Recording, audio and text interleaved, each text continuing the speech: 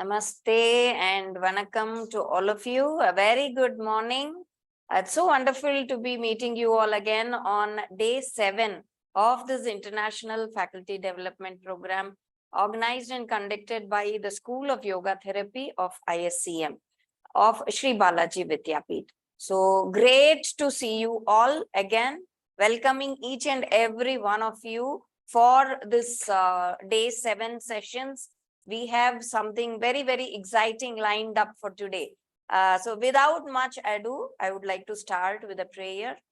If you can all just adjust yourselves in the seats.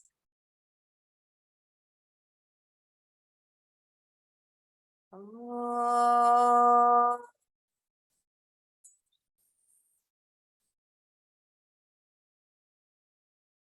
Sahana vavatu, sahanau bhunaktu, sah viryam karavavahai, tejasvinavadhitamastu, ma vidvishavahai.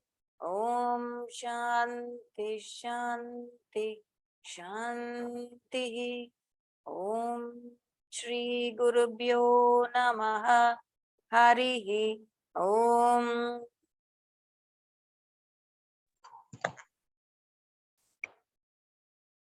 So thank you all for logging in again as an early bird. The sessions for today, I don't want to delay the proceedings. Yes, I will just share my screen and let me introduce the first speaker for today.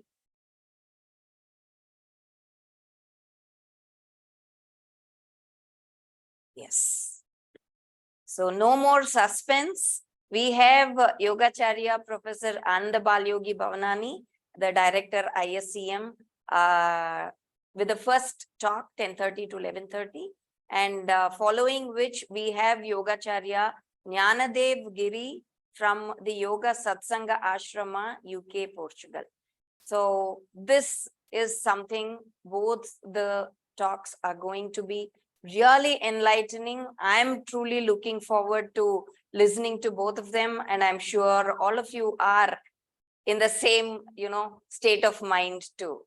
So geared up, and just a few words of introduction, because just one slide is not enough to contain or to, introduce this eminent personality, such a great teacher, a wonderful guru, Yogacharya Professor Anandaji Bhavanani, who's the director. We are very fortunate to have him as our leader, the director of the Institute of Salutogenesis and Complementary Medicine at Sri Balaji Vidyapeeth.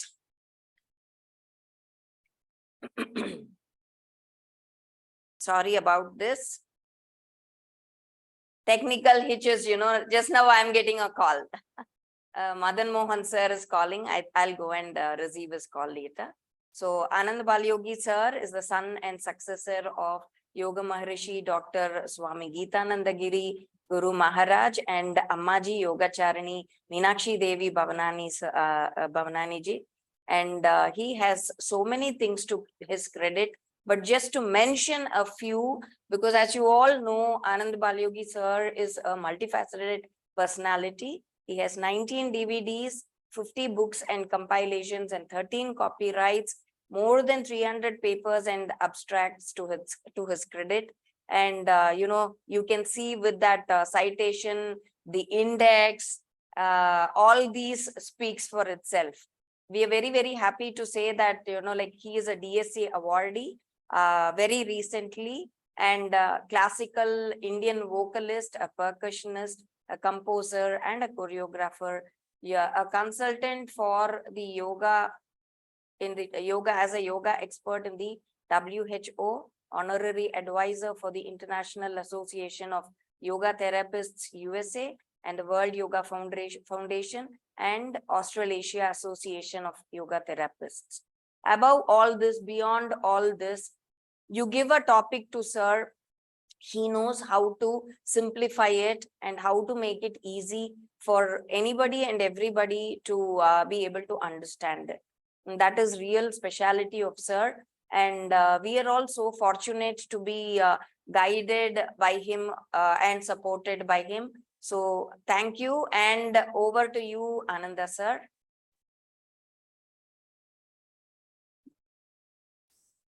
Namaste, Swagatam. Pleasure to be with all of you today. And I apologize in case you don't see my video because there's some bandwidth issue here at the university today. So I'm going to go straight into sharing my screen and going on to my talk so that even if you cannot see me, you can hear me at least. Today's talk is on yoga as therapy, synthesis of traditional wisdom with modern scientific knowledge. And I'm pleased to be presenting to you both on behalf of our own university, where we have the center that is now called Institute of Salutogenesis and Complementary Medicine, and also on behalf of Anandaji Ashram and ISCM. I hope you can see my screen. Yes, sir, we can see your screen. Okay, fine. That's good. I wish to start by invoking the Guru Parampara, who enable us to manifest this timeless wisdom of Rishi culture yoga. Om Tat Paramparaya Vidmahe Jnana Lingeshwaraya Dhimahi Tanno Guruh Prachodayate Om Om Yoga Maharshi Dr. Swami Geetanandagiri Guru Maharaj Ki Jai. Om Pudubai Kalaimamani Pudubai Shakti Yogacharya Ammaji Meenakshi Devi Babanani Guru Mata Ki Jai. Om Shri Guru Pyo Namaha Hari Om. Here at our SBV, we are having the opportunity to focus on salutogenesis, moving from pathogenesis, a focus on disease, towards salutogenesis, the focus on health. I must say that in this process, we are reminded of Rudyard Kipling, who said, "Oh, East is East and West is West, and never the twain shall meet."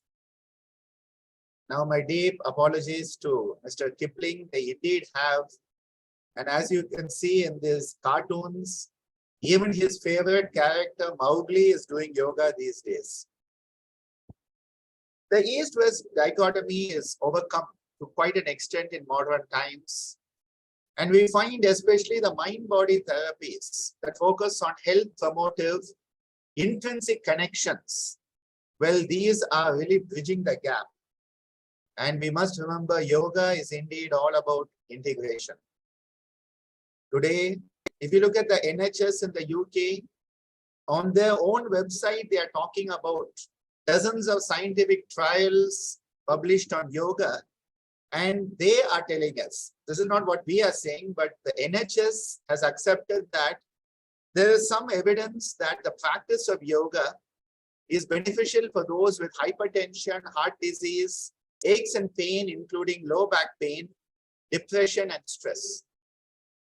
If you look at the NIH in the USA, they have shown the increase in those who are practicing yoga and those who are practicing meditation. Of course, I'll come later on to meditation and yoga, that they are one and the same. And they are looking at yoga as a complementary health approach, saying that 58% of people do it to maintain health and well-being, 16% to treat specific medical conditions, of which back pain is the #1 reason they use it. But what I like about this slide is that 22% said the doctor recommended it. Now, if American doctors are recommending yoga, why not all our Indian doctors recommend yoga too? A study that was done in 2016 Yoga in America study, they found that the top 5 reasons people start yoga are for flexibility, stress relief, general fitness, improve overall health and physical fitness. And what I liked about the 86% of practitioners who said they have a strong sense of mental clarity, 79% said that they give back to the community. Yoga is enhancing social wellness and people want to give back to the community. What a beautiful effect, a spin-off of the yoga practice.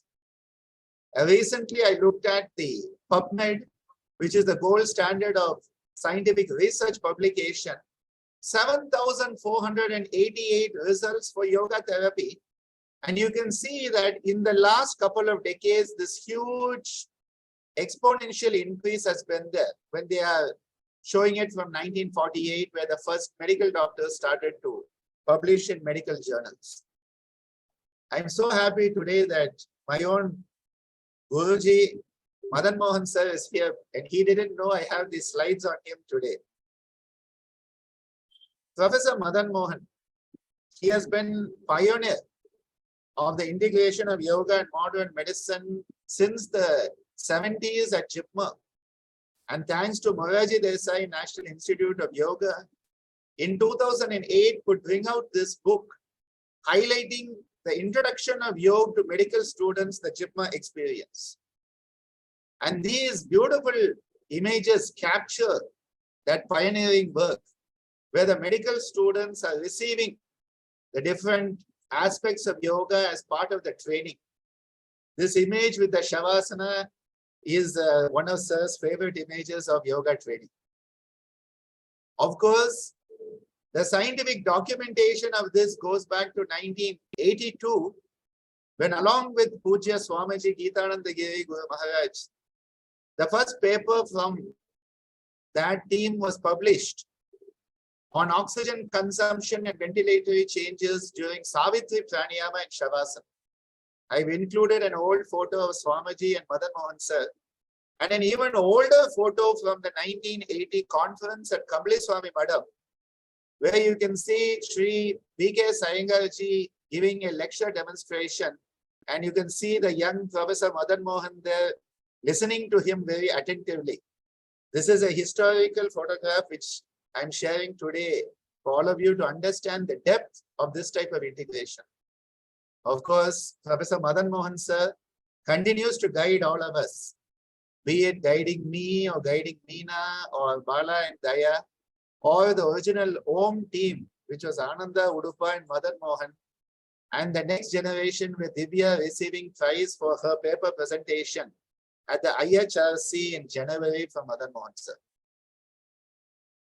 When we talk about the integration of these concepts, traditional and modern, pioneers such as Vijlani sir, Madan Mohan sir, Shirley Tellis, Satbir Khalsa, Larry Payne and Dean Ornish, and others like Timothy McHale, Dilip Sarkar, John Kepner, Baxter Bell and others who are taking it to the world. Beautiful books have come out in recent times. Principles and Practice of Yoga and Healthcare, a standard medical textbook by Satbir, Lauren, Timothy and Shirley. The beautiful book by Dilip Sarkar, Dada. Our own books on yoga therapy as a whole person approach to health, and an excellent book which is by my dear friend Acharya Birju Maharaj, who has looked at Patanjali Yoga Sutra as a complete manual of autogene therapy. My dear Joseph LePage has done a beautiful video project of yoga therapy in India to share it with the West.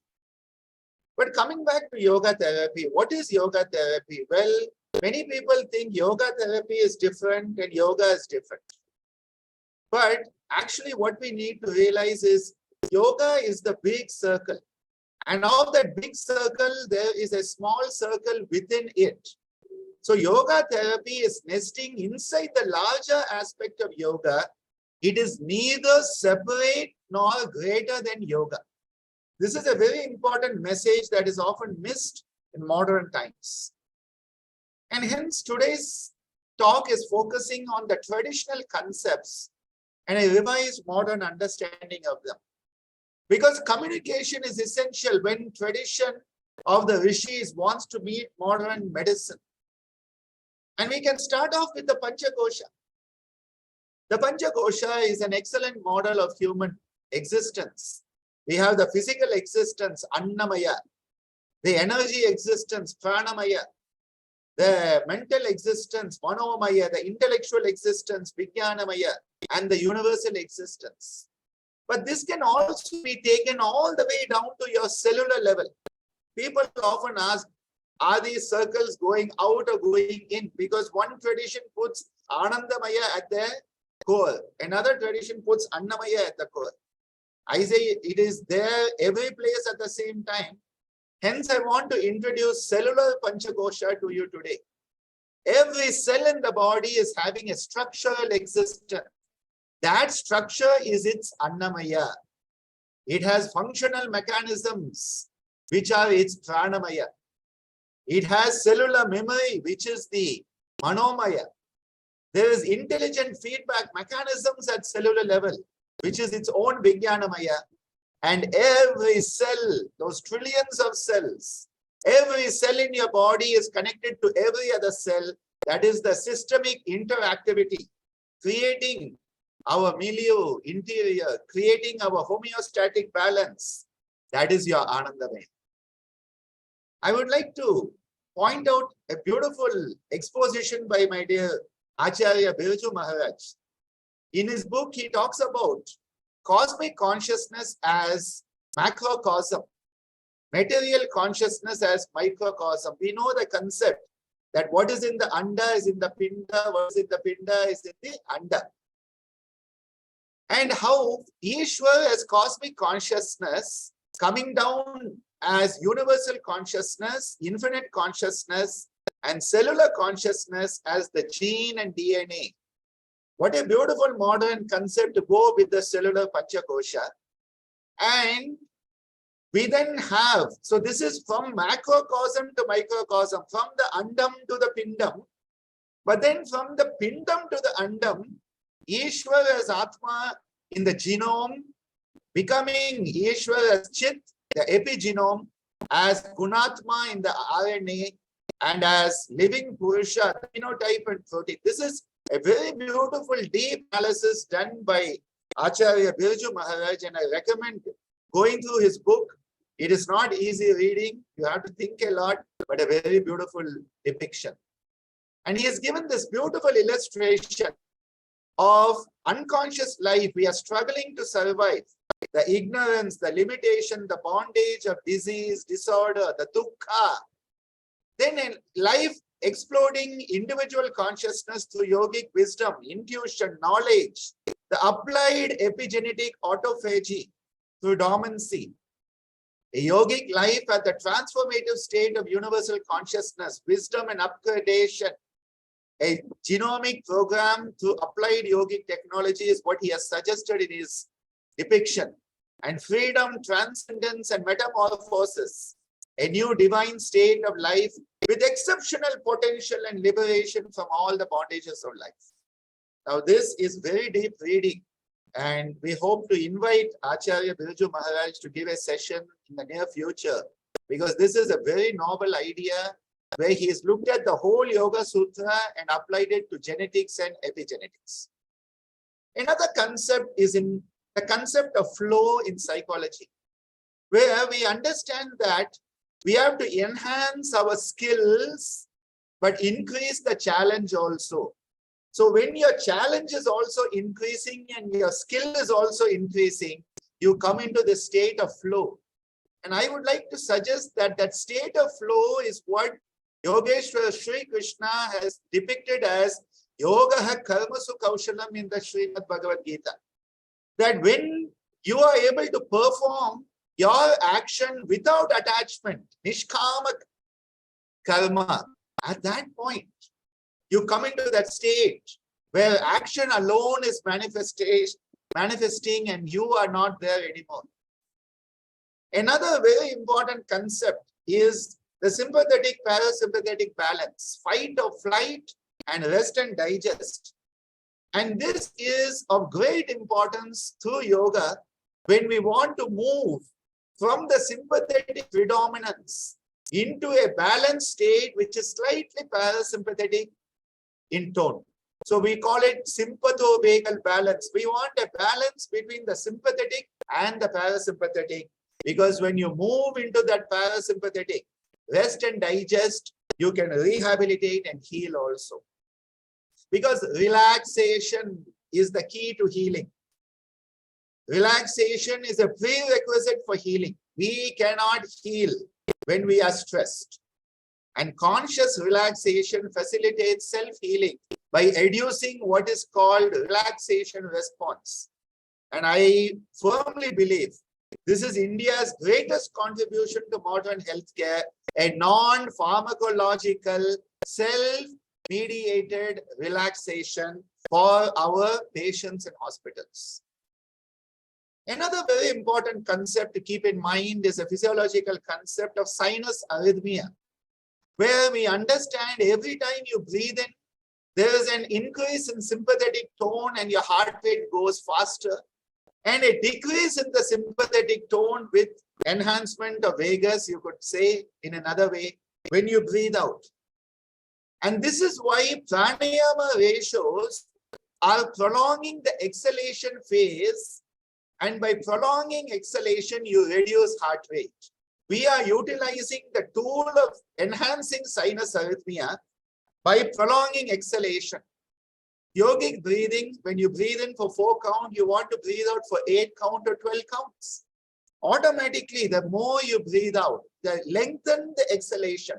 It is not the more air, it is the time duration that matters.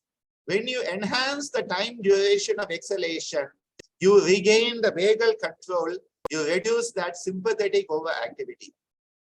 This same picture comes into our cardiac cycle, because the major thing with our cardiac cycle, which if your heart rate is 75 per minute, your heart rate is 75 per minute, the cardiac cycle is 0.8 cycle, 0.8 seconds. Now, if your heart rate is 60, cardiac cycle is 1 second. So the slower the heart rate, the greater the time of cardiac cycle. Now, why is this important? Because if you look at the ventricular systole and diastole, ventricular systole is 0.3 seconds. That is the amount of blood is pumping to the body. 0.5 seconds is the time of diastole for the ventricle, where the body is giving the blood back to the heart. Now, this 0.3 cannot be compromised, because your heart has to pump to the body. So what happens is, the faster your heart rate, the less the cardiac cycle. I'll give you an example. I told you 75 beats per minute means your cardiac cycle is 0.8 seconds, 0.3 systole, 0.5 diastole, ventricular. Say you are very excited and your heart rate goes to 120. Now what has happened? Your cardiac cycle is 0.5 seconds. But now the problem is, you still need that 0.3 seconds equivalent to pump the blood. The heart has to pump. So what is being compromised? The diastole. The relaxation is getting compromised as your heart becomes faster. And if you slow down the heart, you get more time for the heart to relax and receive the blood, what we call preload. And hence, the slower your heart. How do you get the heart to slow down? Breathe deeply and exhale for longer time. The longer your ventricular diastole, the more time your heart can get the blood, so that the next time it pumps, what is called ejection fraction will be much closer to what you need. Now, another point here in reducing the heart rate is that you are enhancing diastole. What is diastole important?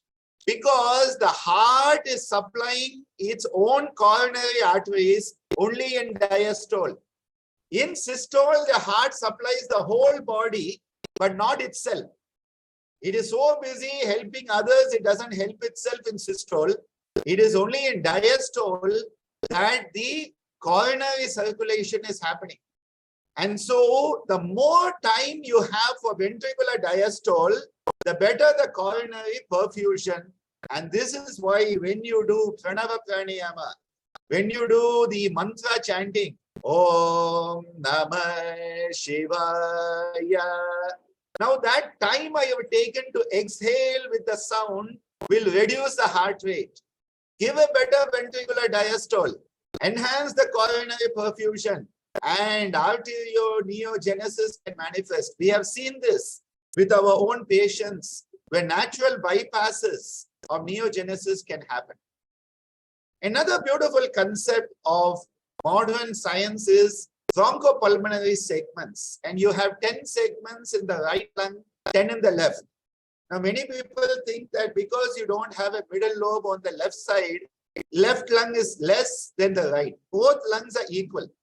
Both have 10 bronchopulmonary segments. And this is only known in the last 2-3 decades, 3 decades now. 3-4 decades, let's put it. When I started to study medicine, they were still arguing whether it is 8 segments and 9 or whether it was 9 and 9 and then it is 8 and 10 or 10 and 10. By the time I completed my MBBS, they had agreed it is 10 segments in each lung. Yogis thousands of years ago have given us Vibhaga Pranayama, which is the subsectional breathing, highlighting these bronchopulmonary segments. The front, low, side low, back low, front mid, side mid, back mid, front upper, side upper, back upper, 9 segments in each side. Thousands of years ago, they were teaching us to breathe into 9 subsectional areas by focusing the mind. Where the mind goes, the prana flows. Yato mana tata prana. And today we have a understandings that yoga breathing, Vibhaga Pranayama, can enhance us to be mindful of the bronchopulmonary segments also. And this is why that movement of the breathing, you will see this beautiful diagram made by my dear Pama in Canada. How when you breathe in, that movement, it is the spiraling. And then you breathe out, it is the spiraling movement. Front side, back, front side, back, low, mid, high. And then back side, front, back side, low, mid, high. And what does this look like? What the yogi said is Ida and Pingala nadis. On the right side, the spiraling energy of the Pingala nadi. On the left side, the spiraling energy of the Ida nadi. Another concept, prana vayu. It is said there are different pranas. Tridi prano, gude apana, samana nabi mandale, udana kanta deshasto, vyana sarva shariragaha. And so we say, what is this nonsense? The yogis were talking about how energies are driving our physiological function. The energy of respiration, the yogis called it prana, as a pranavayu. The energy of communication, they called udana. The energy of circulation, they called vyana. The energy of digestion, they called samana. The energy of excretion, they called apana. And we start to see how the yogis had their own terminology. And never forget, Samskrita is the technical language of yoga as a science. When you say prana, apana, samana, udana, and vyana, you are giving the traditional equivalent to saying physiologically respiration, communication, circulation, digestion, and excretion. And this is why we can translate, but we should not replace the traditional terms with modern terms. Another modern concept, psychoneuroimmunology, became very popular in COVID times. Everybody was talking psychoneuroimmunology because the stress, the panic, the phobias, the hysteria that was going on about the COVID pandemic depressed our immune function and made us even more susceptible to the COVID virus. Now, this works through nervous system, immune system, endocrine system. What did the yogis call it? Chakra system. psychoneuroimmunology, psychoneuroendocrinology, psychoneuroendocrine immunology is the modern term for the chakra systems. Mooladhara, Swadhisthana, Manipuraka, Anahata, Vishuddha, and Agnya that the yogis have talked about. And that is why the relationship between the gross level, Sthula Sharira, which is your testes, your ovaries, your gonads, and the Mooladhara, which is pure energy. Chakras are pure energy. They are not material. They have transformed from the material to the para material. They have transcended it. And they have gone beyond the material into the Sukshma and the Karana. How do you relate it? Einstein's equation, E is equal to mc square. Energy is nothing but mass speeded up, matter speeded up to the square of the speed of light. Now, how do you get the square of the speed of light? Your mind. Because a focused mind is the fastest thing that exists in this universe. Light is nothing compared to the speed of the mind. And the yogis said, use that mind as a tool. Manayeva manushyanam bandhakarana mokshay. Mind is the tool both for bondage and liberation. Use that as a tool to focus on the chakra. By the chakra dhyana. And through that process, you awaken the energies from the material to the energy levels. The power of the mind. And this is why put stress into the equation, nervous system, endocrine system, immune system, you have disease, you have dukkha. Why? Because there is perceived stress. You perceive something as stress, all your cortical association areas come into play, the limbic system comes into play and comes down through the hypothalamus, the pituitary, and comes down through that HPA axis. From the cortex, cortisol, from direct autonomic pathway from the hypothalamus, adrenal pathway. You have the epinephrine, adrenaline, and you go into fight or flight. Yogis said, how is this understood from up to down? Adi Vyadi. From the mental agitation, the haphazard flow of prana coming down through your HPA axis, working through the pranamaya kosha, coming into annamaya kosha, causing issues with your endocrine function, your nervous function, your immune function. And that is why the yogis say disease, psychosomatic disease progresses from psychic phase, psychosomatic phase, somatic phase into the organic phase. The psychic phase in Vijnanamaya Manomaya Kosha, psychosomatic Manomaya and Pranamaya, the somatic Pranamaya and Annamaya, and organic the Annamaya. Some time ago, our dear professor, Dr. Selvamurthy, he gave a talk and he said, yoga empowers the individual to modify the perception of the stressor. That is the first action. Optimize the response to them and efficiently release the pent-up stress. So we can say yoga has a 3-in-1 anti-stress effect. This is the same thing that Aaron Antonovsky has talked about in Salutogenesis. The stressor that comes into you is the same. How you respond to the stressor either makes you healthier or makes you diseased. So whether you go to the H+, the salutogenic pathway towards health promotion, or you go down the H-, the disease progression, either you go to Sukha or to Dukkha based on how you react and respond to that stressor. And that is why when yoga comes into it, the yogic relaxation comes into it, we are enhancing healing and facilitating rehabilitation through the same mechanism that stress was working. But yoga is anti-stress. Now, you know, Plato, again 2000 years ago, reminded us, treatment of the part shouldn't be attempted without the treatment of the entirety. Treatment of the body without treating the mind and soul is a useless waste of time. And this is why we have to bring these ideas into the modern medical healthcare professionals. And we know that it can prevent and combat the stress-borne disorders. There is scientific evidence that yoga has promotive, preventive, and curative potential. It is a safe, non-pharmacological therapy. It is an effective lifestyle adjuvant to reduce drug dosage and improve quality of life of patients. It can prevent and manage psychosomatic disorders, diabetes, hypertension, asthma, you name it, it's there. You may be able to reduce and eliminate drug dosage or dependence in many of them. But this is where collaboration is the key word. Yoga therapists must work in tandem with the medical doctors. There has to be collaboration. There has to be communication and integration.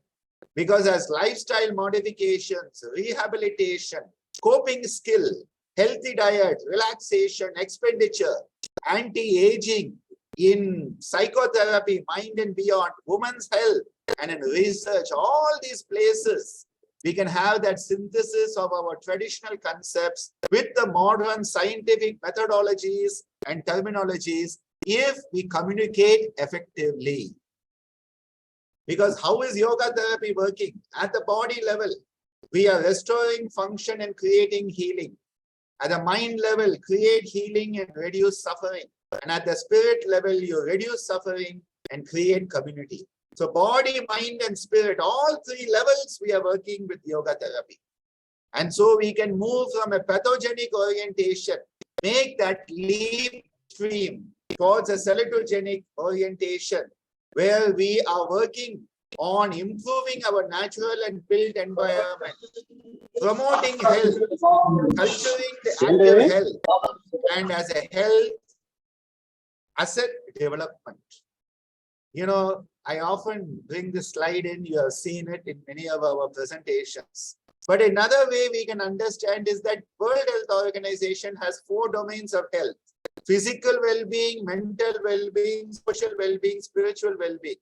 Already long ago, so long ago, Patanjali has given us Yama Niyama for social health, Asana Pranayama working on physical health, mental health through Pratyahara and Dharana, and spiritual health through Dhyana and Samadhi.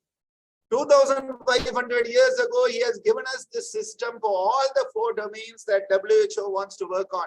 This is where we need to communicate that traditions are not outdated, they are up to date.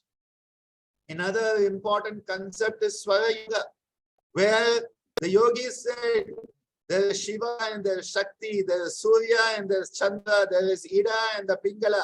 People said, oh, this is all just poetic. No, we realize right nostril breathing and left nostril breathing are different. And that is why the right nostril breathing is the activity phase of what is called basic rest activity cycle. Activates the sympathetic system, increases oxygen consumption, metabolism. If your BP is lower, this will correct it. If your heartbeat is lower, it will correct it. If your temperature is lower, it will correct it. But if you're already into that over-sympathetic Chandranadi Pranayama, reduces sympathetic, puts you into the rest phase, increases the galvanic skin resistance, which means that you don't sweat so much because you're not tense anymore, and lowers the body blood pressure and sugar also. Moving to Dhyanam, which today they call meditation, and people have even successfully separated meditation and yoga so much. We have to remember that they are not separate. Meditation or Dhyanam is the heart of yoga. And in the Ashtanga yoga pattern of Patanjali, remember, we have Dhyana as the 7th Anga. The Saptanga is that Yama, Niyama, Asana, Pranayama, Pratyahara, Dharana, Dhyana, Samadhaya, Ashtau Angani. And we have to remember its place. It is a union with our supreme nature, fixing the mind on the higher self with devotion and discipline. And Dharana, which is one-pointed concentration, helps us flow into Dhyana.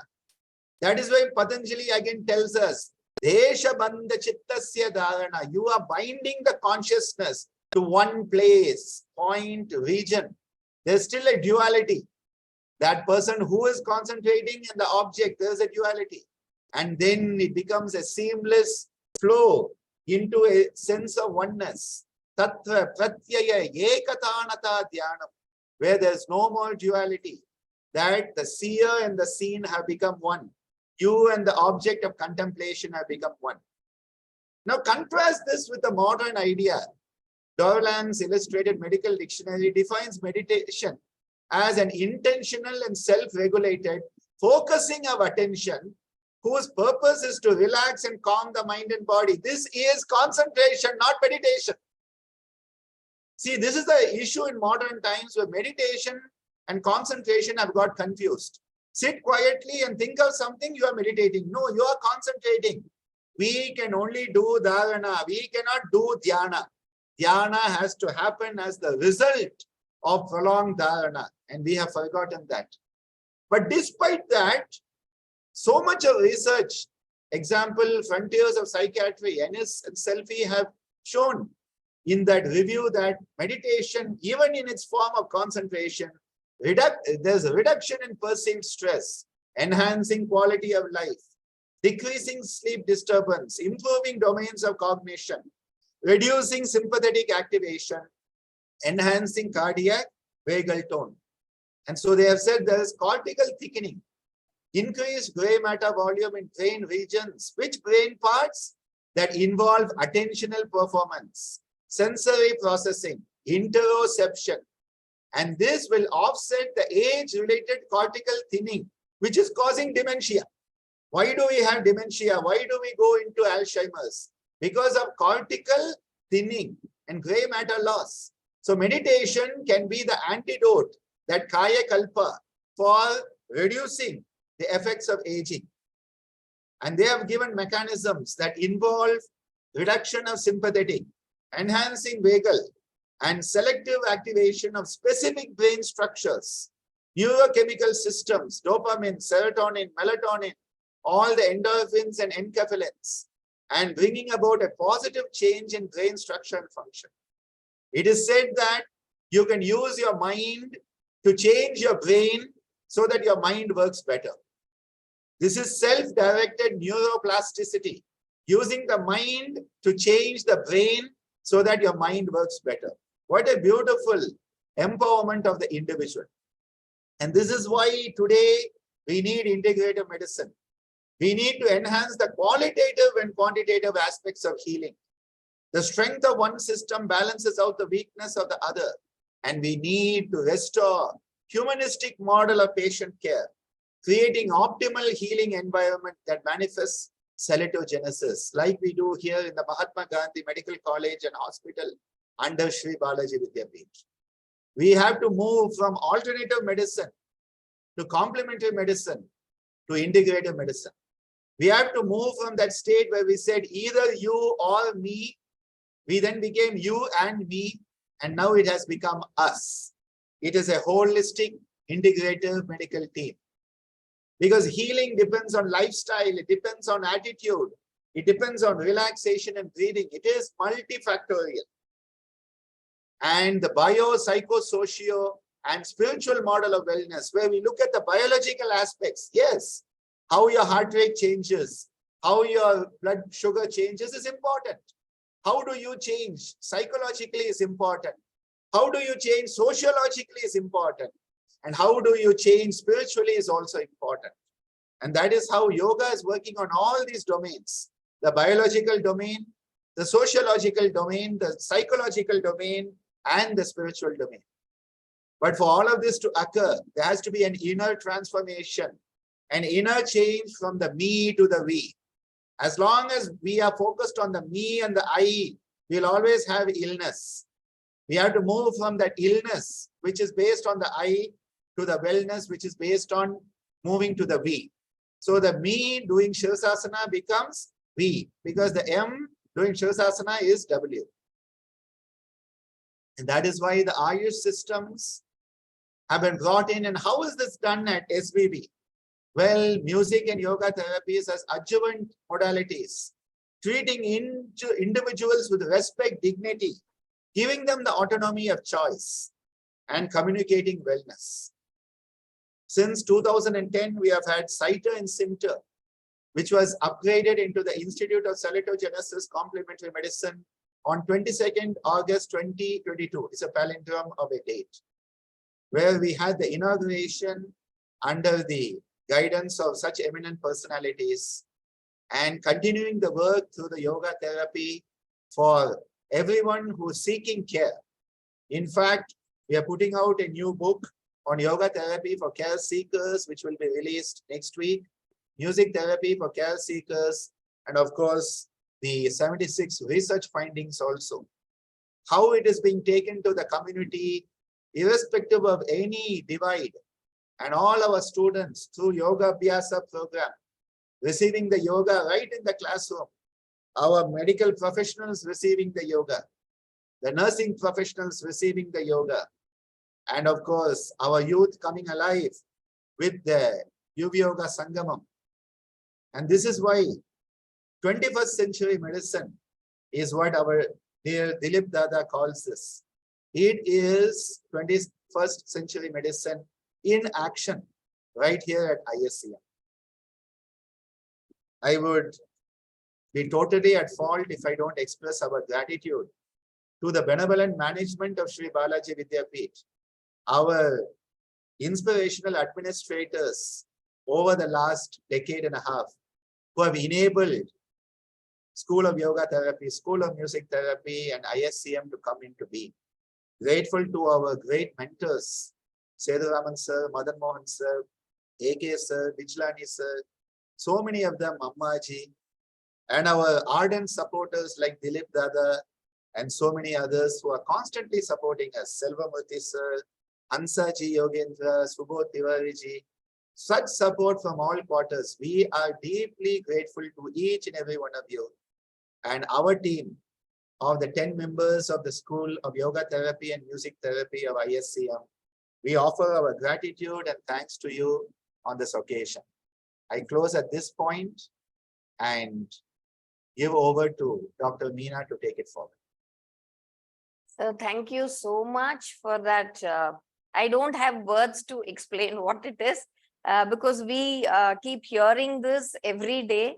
Whatever comes out of you is a teaching for us. I think I would request Madan Mohan sir, our mentor, the Bhishmacharya of yoga for us. So Madan Mohan sir, can you please share a few of your thoughts? Madan Mohan sir, please unmute yourself and yes. You have to unmute, sir.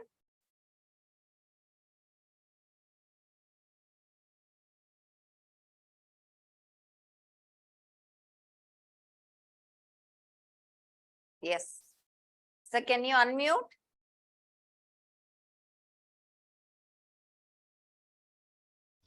Yeah.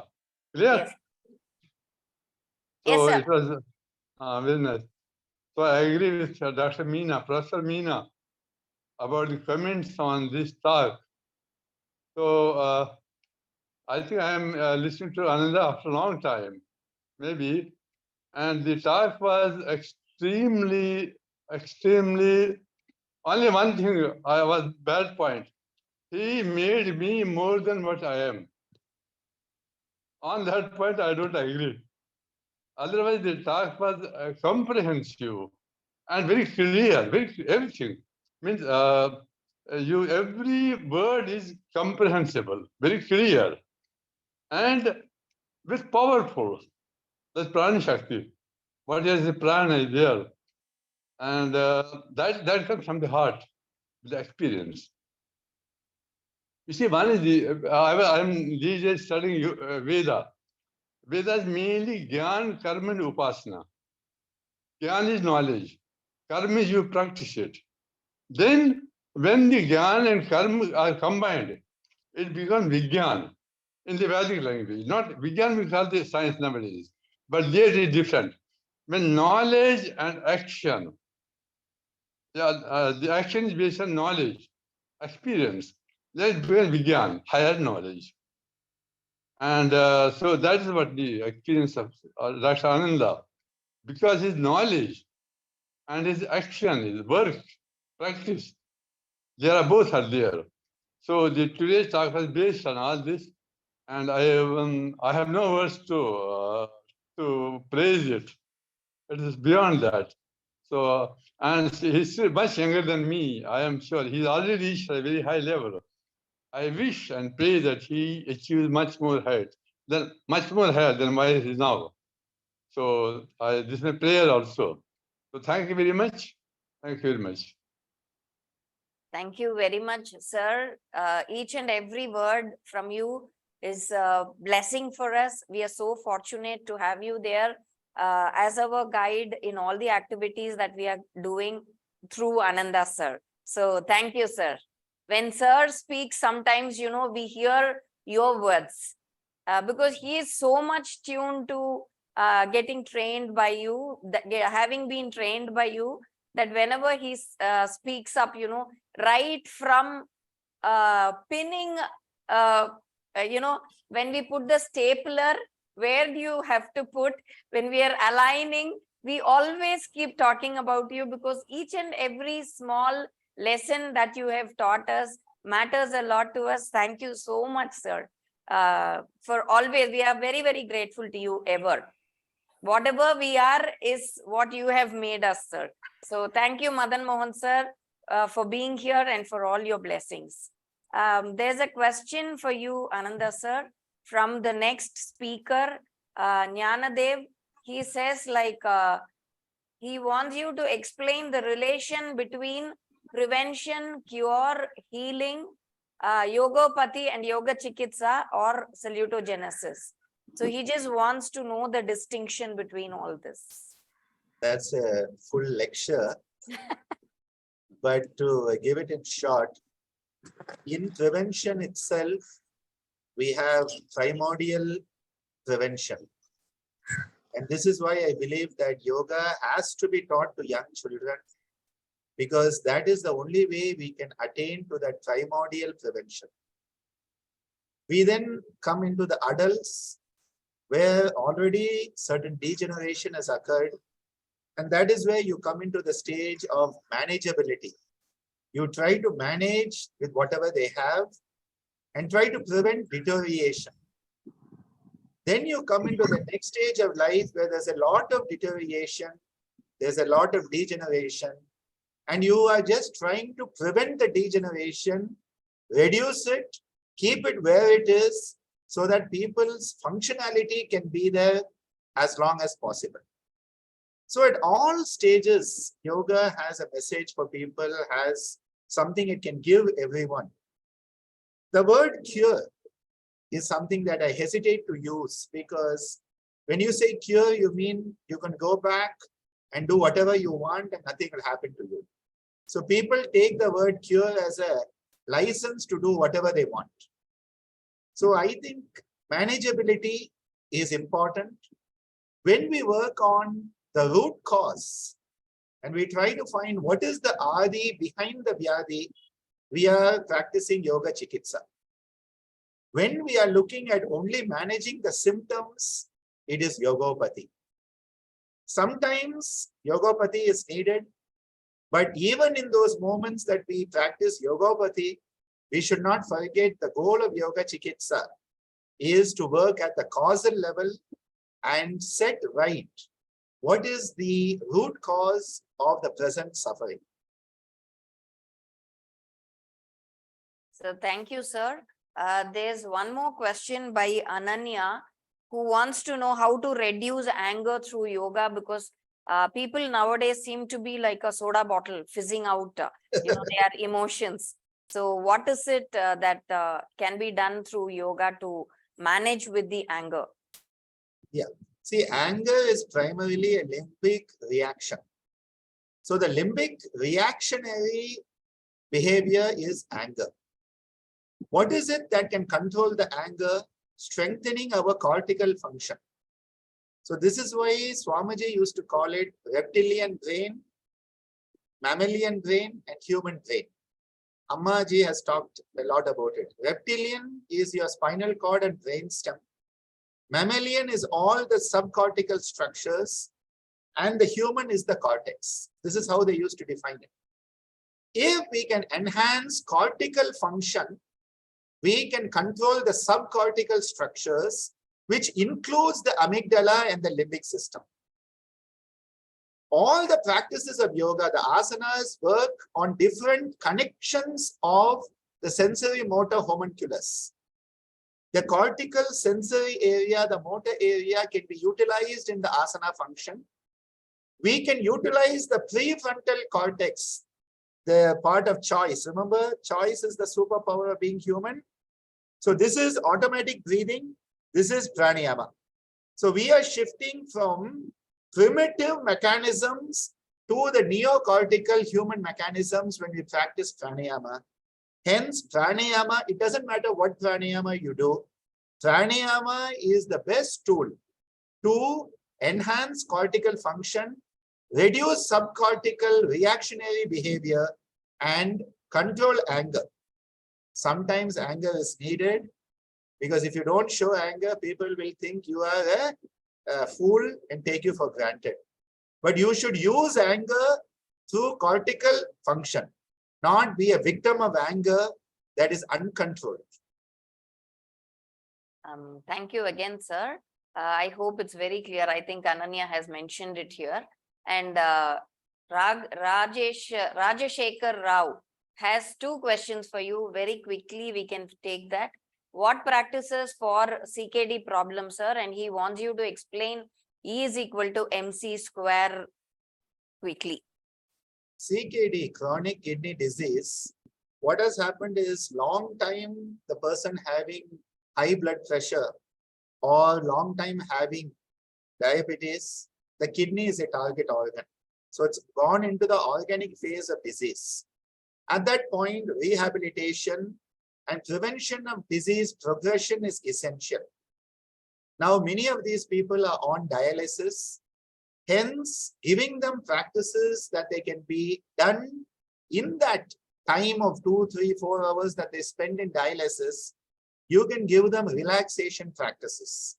So practices like the yoga nidra, the marmanastanam, anuloma viloma can be brought into them. Practices of breathing can be brought into them. And we have shown in one of our MD medicine thesis that yoga practices reduce the lipid profile. Higher, the dyslipidemia has been reduced in CKD patients by adding yoga to the modern medical management. Coming back to E is equal to MC square, energy is nothing but mass speeded up to the square of speed of light. So you have speed of light. If you can get something moving at the square of the speed of light, not double the speed of light, speed of light into that object becomes energy. If energy can be slowed down by the speed of light and the speed of light, it becomes mass. So the yogis said chakra is that energy. What is mass? It is your endocrine gland. So the gonads are the stula, the Mooladhara chakra is the Karana, Sukshma and Karana level. How do you connect both of them? By your focusing the mind, because the mind is the fastest thing in the whole universe.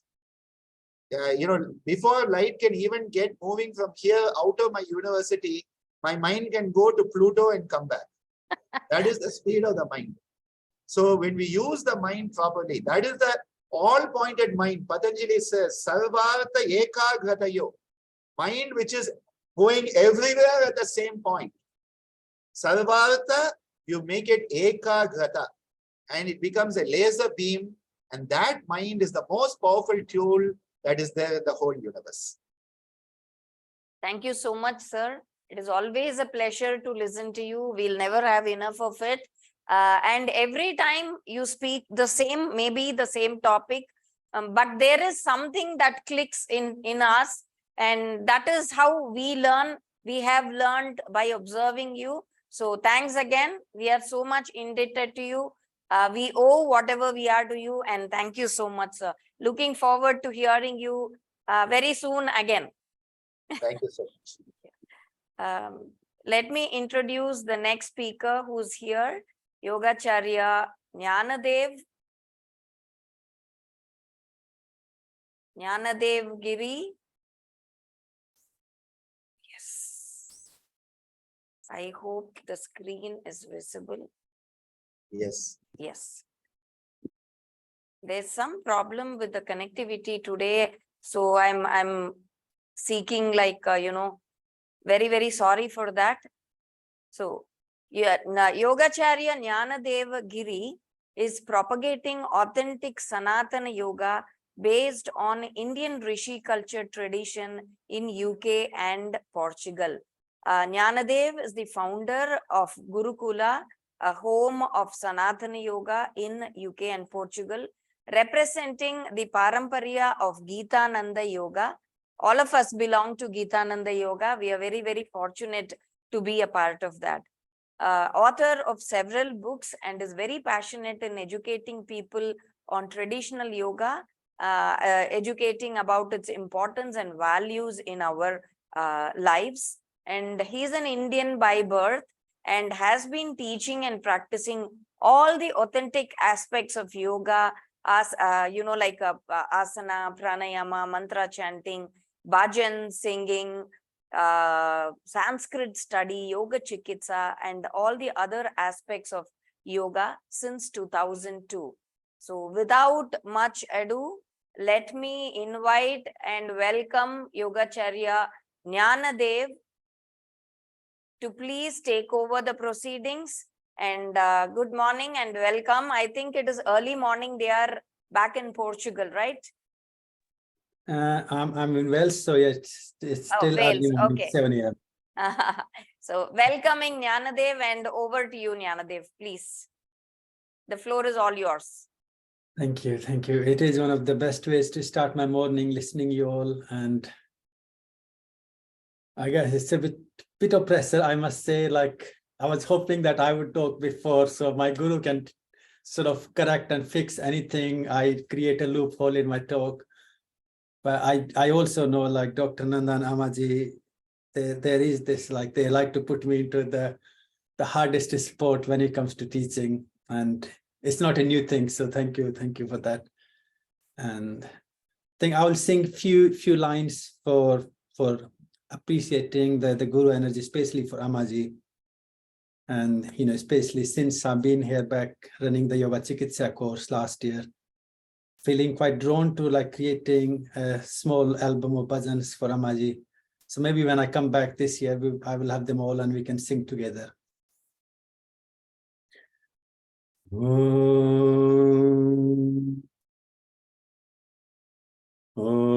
Anandam Sivanandam Om Anandam Sivanandam Sivanandam Yoganandam Sivanandam Yoganandam Yoganandam Mamaji Yoganandam Amaji Amaji Amaji Om Anandam Amaji Om Anandam Amaji Om.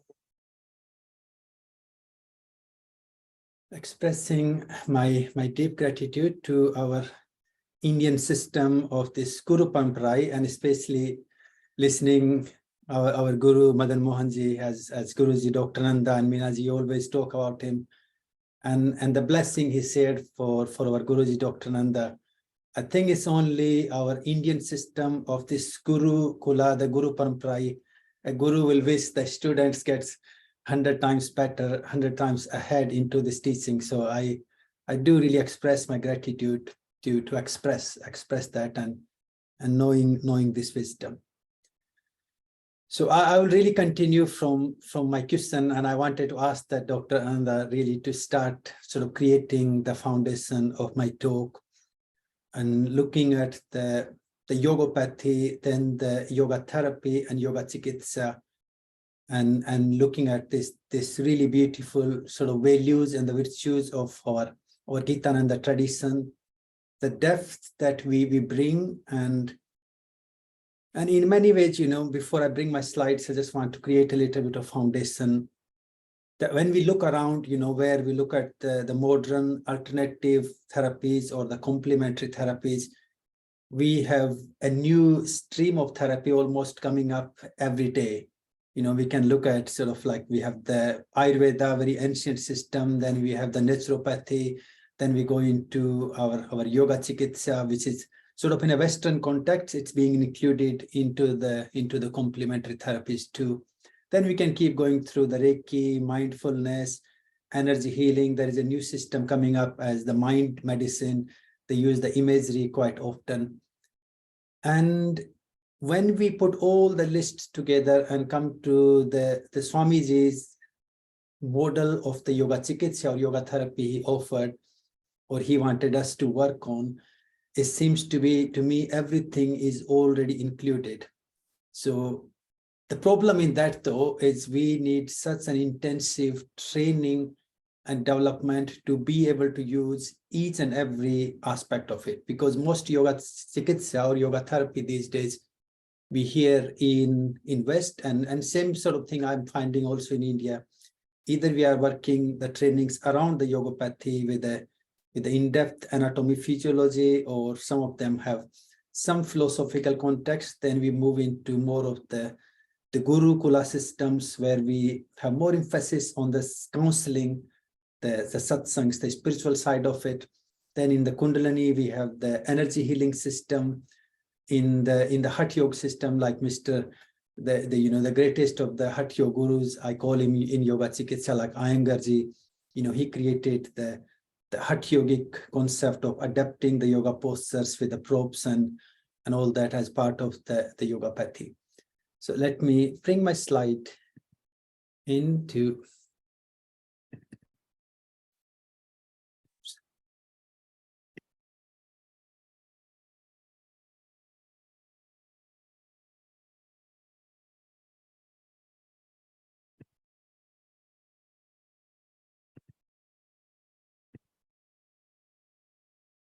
Okay, hopefully you all can see my slide. So I guess the way I really see our Gitananda system of yoga chikitsa is actually a comprehensive, a complete system of health and wellness, where we can look at the practices and the yogic principles of our yogic life into the ancient Rishi culture system as a prevention relief. Because in beginning, I used to kind of follow this path of like yoga chikitsa as working more on to the healing side, but actually the relief, which we call the yogapathy, a symptomatic relief, seems to also be quite important. As we all know, if my physical body is in pain and I'm going through the grief and all of that, then actually for me to move towards the management and the healing, what we call the salutogenesis, I do need some sort of symptomatic relief of the pain, either taking the support of the medication system or the herbal system or our yogic kriyas and prakriyas, like simplest of the zatis. They can really help to reduce some of the pain and inflammation in our muscles and release the nervous system. So hopefully we all can see that our Gitananda system in Yoga Chikitsa does provide us a comprehensive system. So overviewing sort of from where sort of like really looking at the classical definition, I really like to always begin with sort of thinking and looking at the Yoga Chikitsa, as Swamiji explains. The Yoga Chikitsa really virtually just as old as yoga itself. And I was reading one of the Upanishadic concept to explain the Atman and the Paramatman as the ocean. And in the ocean, if we have one of those ports, or think of the space and the space in the port, they both are into each other. As Dr. Anandaji has that slide with the yoga in a big circle, and then a small circle of Yoga Chikitsa. Here we can really understand, according to Swamiji, that there is a port inside the port, the Hiranyagarbha, or the Swastha, where the yoga and the Yoga Chikitsa. Actually, if we remove that cell itself, the port itself, then the space and space are one. The ocean and the water are one. So the yoga and Yoga Chikitsa are really one. And in a similar sort of I guess in a simplest way, if we look back into the history of yoga, and when we sort of have the time and the richness to study Amaji's book on history of yoga, we can see that it is really one of the most sincere effort by the human race or ancient great rishis or yogis to find a cure to our suffering. Now, I guess when we look at suffering from the different context, for the sadhakas who are seeking for self-realization, maybe for them the meaning of the suffering is different to the sadhakas who are seeking for a general health and well-being. But it's quite an amazing statement Swamiji makes here, sort of the yoga itself, indeed, the return of mind that feels separated from the universe in which it exists. And that's where the yoga therapy and the yoga really becomes one. So Yogacharya could be termed as man's first attempt at that unity understanding of the mind, emotions, and the physical disease, which is, again, in our modern science now, we are coming to the psychosomatics, and now we look at the psychoneurobiology. So these terms seems to be coming alive into the context to the ancient wisdom and our modern wisdom, or the modern practice we follow. Then I further like, the way our Guruji, Dr. Anandaji, explains the yoga therapy, or sort of connecting the yoga and the yoga therapy, as seems to be becoming very popular, even in the trainings in West. And, it seems to be becoming very popular. The problem in that, though, there is a sort of the weekend trainings, what we call here in the CPD modules, you go for a weekend and done some yoga for backbone, or yoga for arthritis, or yoga for asthma, and people begin to label themselves as yoga therapist in a particular health issue. And then there seems to, I guess, that's work from that way. But in looking back into, the many research studies that Dr. Nanda shared into his lesson earlier, and then so many other amazing speakers sharing these findings of the yoga therapy and yoga chikitsa in our health problems. Especially the psychosomatics seems to have that immense amount of, the results, significant results, positive results that we can see. And here I really like the next statement. Yoga does really understand health and well-being as a dynamic continuum. So when we think of the word in our Sanskrit, we have swastha. And I again like to use that word to really understand the depth of our Gitananda teachings. As in our modern terminology, we swastha, we translate it literally as health and wellness, or health and well-being, which of course, if that's what we're seeking for, then that meaning itself is valid and authentic. Then we have in our true Rishi culture teaching, Swa Asta, when the self becomes one or well established in itself, as Patanjali's definition also, Tada Drasta Swarupe Avasthanam, or we have the other term, Sukha Sthanam. So that union, that well establishment of the oneself, Adya Atma, when the self becomes one with itself, where we are actually looking at the physical, mental, and spiritual well-being together. So it's quite a thing to think really about the yoga therapy or the yoga chikitsa in the Gitananda tradition when we look at it. Amazing lesson a couple of days ago, Dayanidhi did, sharing some of these Gitananda tools of yoga therapy. And it is, again, as earlier I was talking about, how the different sort of modern alternative therapies and healings we have, they're developing, and the inclusiveness of the tools when we go out and work with people in the field of the health, prevention, cure, management, healing, whichever way we look at yoga as the part of the symptomatic relief or the salutogenesis or the management of health and well-being.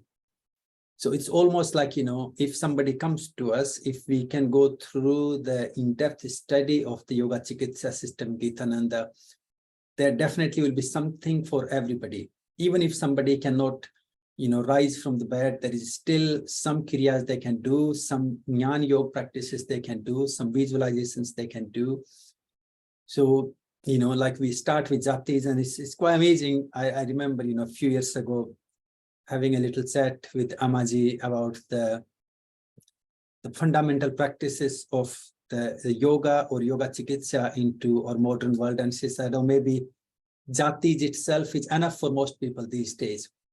So even when we expand the concept of jatis, just like shaking around and wiggling and bouncing and having a little bit of fun in life, it's just amazing to think how those practices are to stimulate our peripheral nervous system or muscles and nerves to break out that lethargy, stiffness, stagnant energy. And then in those practices, when we bring the concept of what we have, the spanda, nispanda, all those nerve mechanisms for energy is firing back that deep relaxation. So when we do the shaking, it's firing the message back to the brain. So we can see actually each and every system of our holistic practices in Gitananda tradition. The list is endless. I sort of included, I put together whatever came in my mind a couple of days ago, but we can really keep adding to them. Like we have the jatis, we have the kriya, the yoga vyayama. Again, something I'm ever grateful for Amaji to introduce this concept of yoga vyayama, where we, especially in yoga chikitsa or yoga therapy, it does give us the immense amount of adaptability to the classical practices of our Surya Namaskars, asanas, and the mudras and the pranayams and these hatha yoga kriyas. As most care seekers may not be able to do what traditionally composed or put together in practices by these ancient rishis. So when we come to the concepts like that, it gives us that adaptability. Then we have the supported asanas and kriyas, the postural and energy manipulation, like the back walk is quite amazing practice. Now, just when we hear it, it sounds like somebody is going to walk on our back, but I'm just giving a little example. Mudras and pranayams. Now, I know when we look at the yoga therapy, we put hatha yoga as one umbrella. But in Gitananda tradition, I like to always also have the hatha yoga, because when we use the word hatha yoga itself, we tend to easily refer towards the hatha yoga pradipika and Gerand Samhita, where we have a very amazing practices of the asana, mudra, kriyas, and prakriyas. But when we come to Gitananda tradition, we are not limited to just those practices and those pranayams. So I like to keep them along with hatha yoga also a separate section for the mudras, pranayams, and the Jnana Yoga, kriyas, and prakriyas. Anyway, we don't need to go into too much detail of all of that, just to kind of really overviewing and referring back to these Gitananda practices. Then the next thing to me, I really like, is what Swamiji recommends us, or what Gitananda Yoga recommends for us to study. And I think this is, to me, one of my favorite sort of point, and I've been working on this quite a while, really, under the guidance of my Guruji, Dr. Anandaji, and trying to produce few manuals through each aspect of how Swamiji and Dr. Nanda and Amaji has sort of developed the system that we follow and how to take the practices forward. And the reason I guess to me it was quite a new thing when I come to Gitananda system, to have the human anatomy and yoga, and then human physiology and yoga. And as Dr. Sir, he was explaining the Panchkosa system. And I think when we look at the Panchkosa system, then we can see that the anatomy and physiology, even though they are intertwined, there is no way we can separate them. At the same time, understanding them two separate sciences also gives us a much more deeper understanding of sort of how to find that realignment or rebalance of our body, mind, and the spirit through these practices. So I do believe more I go deeper into the yogic teachings and the yoga chikitsa especially, we do need to have a very good understanding of human anatomy and the human physiology, but not just the anatomy and physiology, but it needs to be in context to yoga.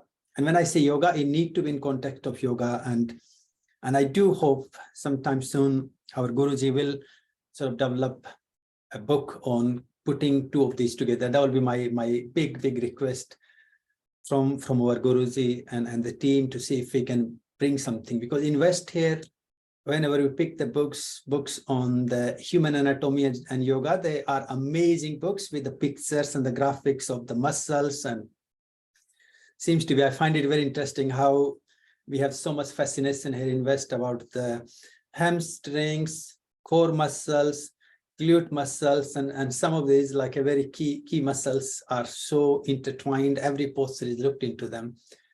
So having a much more bigger understanding of the anatomy, physiology, where we look at the concepts of our neurobiology or endocrine system, connection with the mind, and our neuroscience is quite amazing to go into. Then we have the yoga darshan, the yoga philosophy, and the yoga psychology, which is quite amazing, really, how we are moving forward.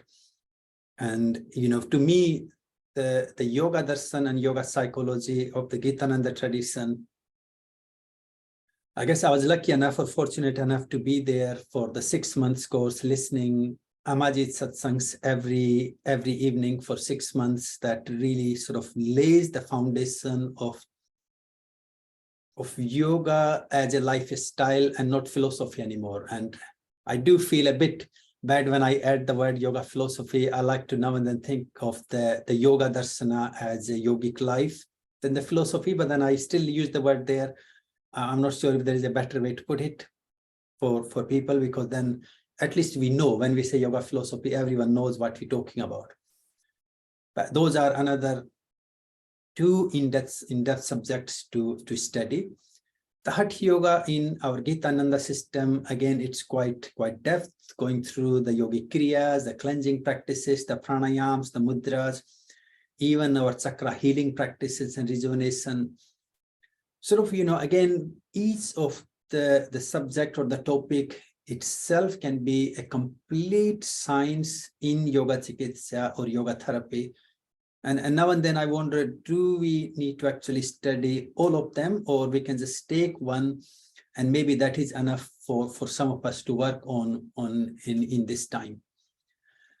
We can keep going through the yoga vayama, then the ahara vihar, the fasting and the mona. You know, the fasting seems to have become quite popular these days. Same with ahara vihar too. The naturopathy in the West really follows this amazing system of the diet and working with alkaline diet and how to change the constitutional building blocks of our existence. And then we have the Jnana Yoga Kriyas, sort of amazing relaxation practices, and the Yoga Nidra. Now, I do find that a little bit, again, because the Yoga Nidra seems to have become very popular here in West, I must say, even though nobody really knows what Yoga Nidra is really about. So they use this as like a fascinating word. You know, I can tell you all, like in India, we have this faith healing, the Sardha, you know, like if my guru says everything will be fine, I do believe in it. It gives me the mental clarity and confidence. I will be fine to get through this. Here in West, the Yoga Nidra is one of those mystic terms. Even if they are sort of wandering around into the mountains and forests, into their relaxation, they could put everything as Yoga Nidra. But again, as Dr. Ananda or Guruji was earlier explaining, the importance of relaxation in healing, in cure, in management, in prevention, and certainly, you know, in our Gitananda system, even in a step-by-step course itself, we have more than 40 plus different Jnana Yoga Kriyas as part of the Pratyahara, the relaxation and Savasana, and then few Yoga Nidra practices. Then the Jnana Yoga therapy. This is something I find quite fascinating. As again, I would refer Amajit Satsang here, because all her satsangs were really sort of understanding our mind, our psychology, and our actions and reactions, and all these fight-flight responses, and using the wisdom concepts, like some of that. Everyone in Gitananda Yoga gets so grind deep with it, do your best and leave the rest. So some of these really simple Jnana Yoga practices, or the Jnana Yoga therapy practices, can really bring the best out of ourselves. You know, the mudita and the cheerfulness, the concept that Amaji always talks about, that keep yourself cheerful, keep yourself uplifted, and reminding ourselves to be cheerful whenever we're feeling down and dull. Let's try to cheer up. Let's try to think something greater, something positive. So there is this immense amount of practices that we can have in each aspect of yoga therapy. And I do believe that each can be a complete system of its own, but then it does work when we can include or bring the inclusiveness of all these tools and practices. The postural manipulation and the assistance, especially when we work with the care seekers in hospitals, like as Minaji was talking about, the bedside yoga, where we can give somebody some simple twists and stuff. And I do believe myself what has become quite popular in West is like the Thai yoga massage and some of the practices. When I look at the back walk and foot walk and some of the practices we do in Gitananda system, their roots must be in our ancient yoga therapy system. And then, you know, when we put the Yogachariya and Ayurveda as two really are the sister sciences, ancient healing sciences, which were twin sisters or together in the ancient system. So in the Ayurveda, then we have all these different marm techniques and the touch and the sparsa and sort of going through the massages, and all those practices are there. Then the nadi and the muscle manipulation is there. We can sort of think of practices like the Loma Viloma sequence we have, where we sort of try to manipulate our polarities, the Surya and the Chandra energies, the mantra and the bhajans. Again, I guess more I grow into my own sadhana, my spiritual practices, then the mantras and bhajans seems to be one of the most potent and one of the most powerful tool to transcend our mind from the I, the little me, into the we, into the cosmic consciousness. And the sounds and vibrations, they do have amazing healing for our nadis, our chakras, and our neurobiology, our endocrine system. We can change the vibration and rise ourselves into a much better place of our equanimity. And then we have the samyama practices, where we have the dhyan and the dharana dhyan and the meditation practices. So that's again itself is a complete science for more or less the advanced seekers. Especially, I think to me, the samyama sadhana does fit really well in yoga chikitsa when we look at our grasta system, you know, our 4 phases of the life. And if we can come back to that ancient system, then, you know, in the 3rd and the 4th part, the samyama in our life should become a very fundamental practice. How do I transcend this material being of the Panchkosa system into the transcendental being of the Iswara or the Paramatman? So it is quite amazing to think, you know, how deep and how simple we can keep the yoga chikitsa, and how deep we can go through the different sciences and the different sort of branches of the yoga chikitsa in our Gitananda system.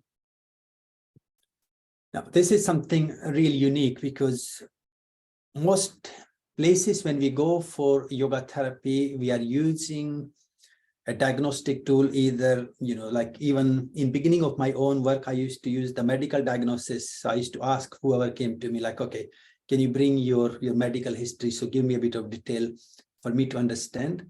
And then we have the physiotherapy diagnosis, as they have a little bit more, I guess in some ways we cannot really override that, because those people have done a very in-depth study of many years to understand the disease and different health issues and their impact on our organs or muscles and our physical system. So unless we create our own in-depth study of 4 or 5 years, or maybe longer, into the yoga chikitsa system, where we have a deeper understanding of the yoga anatomy, yoga physiology, then all these systems, we got to come back to use some reference points from people who have that deeper understanding of the health and the illnesses and things that we can, through their diagnosis, I used to find that I was able to prevent the harm I may have caused,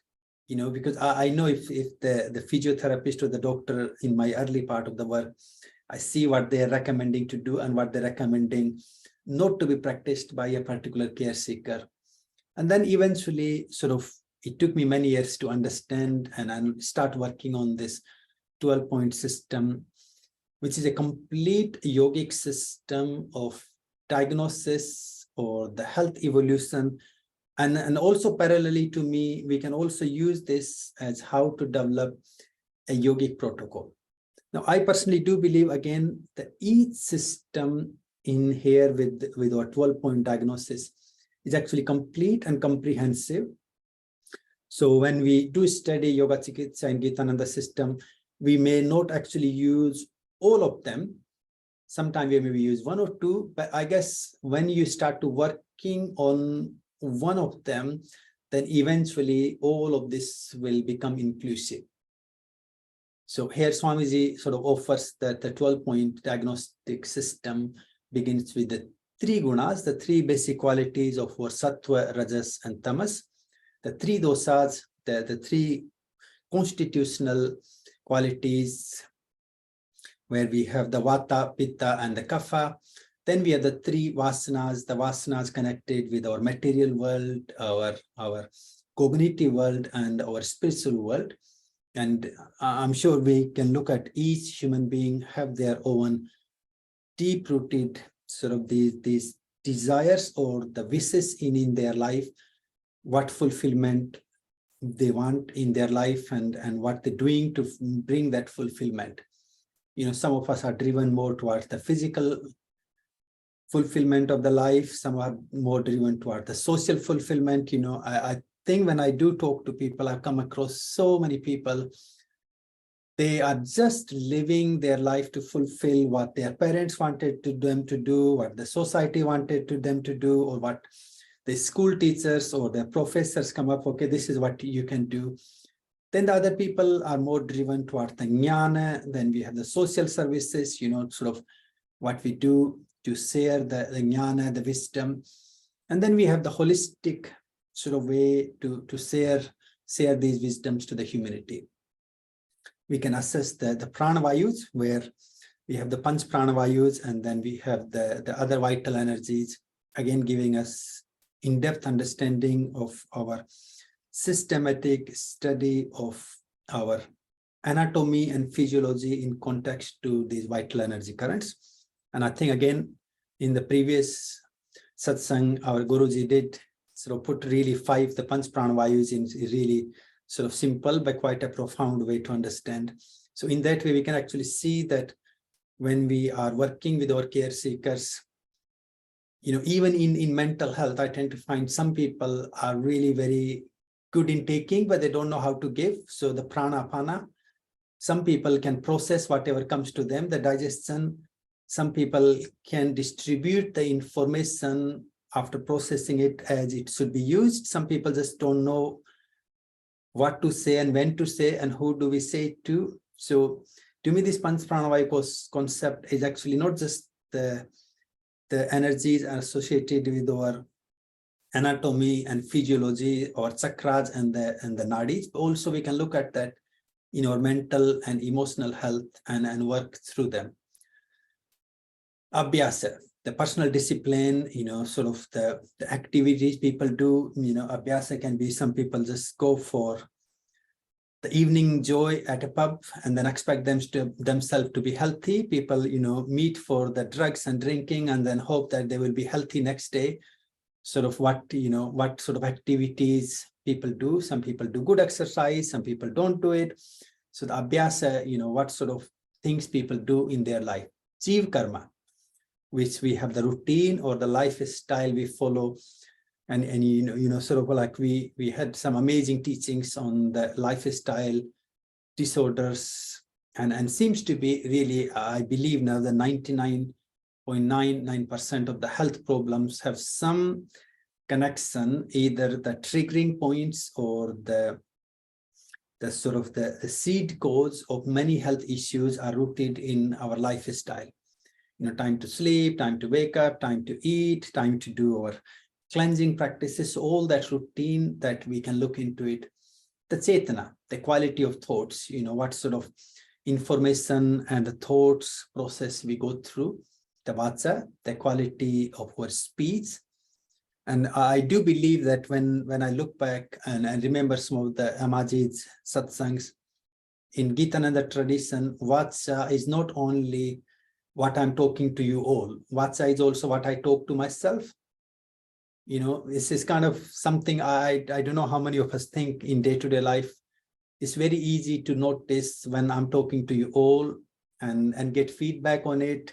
I can observe your feelings, your emotions on your face. If I'm saying something nice, we are smiling. If I'm saying something annoying, we look annoyed.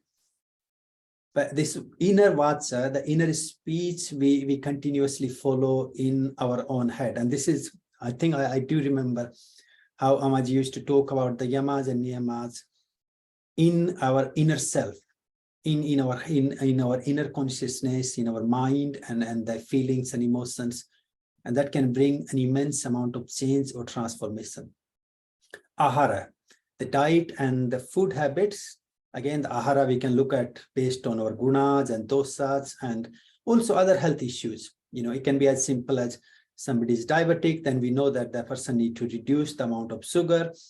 Somebody can add some herbs into the diet, and somebody maybe need to reduce like acidity issues, then they need to reduce the food that has the acidic quality, like as simple as the citrus fruits.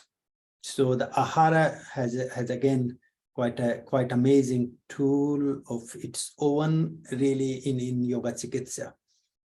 And more I actually work with people, I'm realizing that because our food is creating who we are physically, our annamaya kosha, and then also the food we eat, it has its own mind, its own vijnanamaya kosha, the wisdom.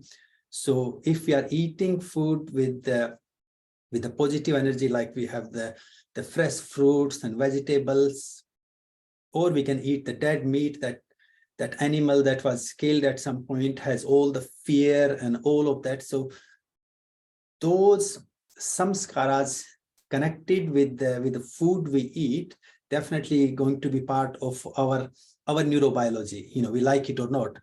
As we talk about the energy concept of E equals MC square, actually we can also think of the vijnanamaya kosha of the food and our vijnanamaya kosha, they interact together, and then the food changes into us.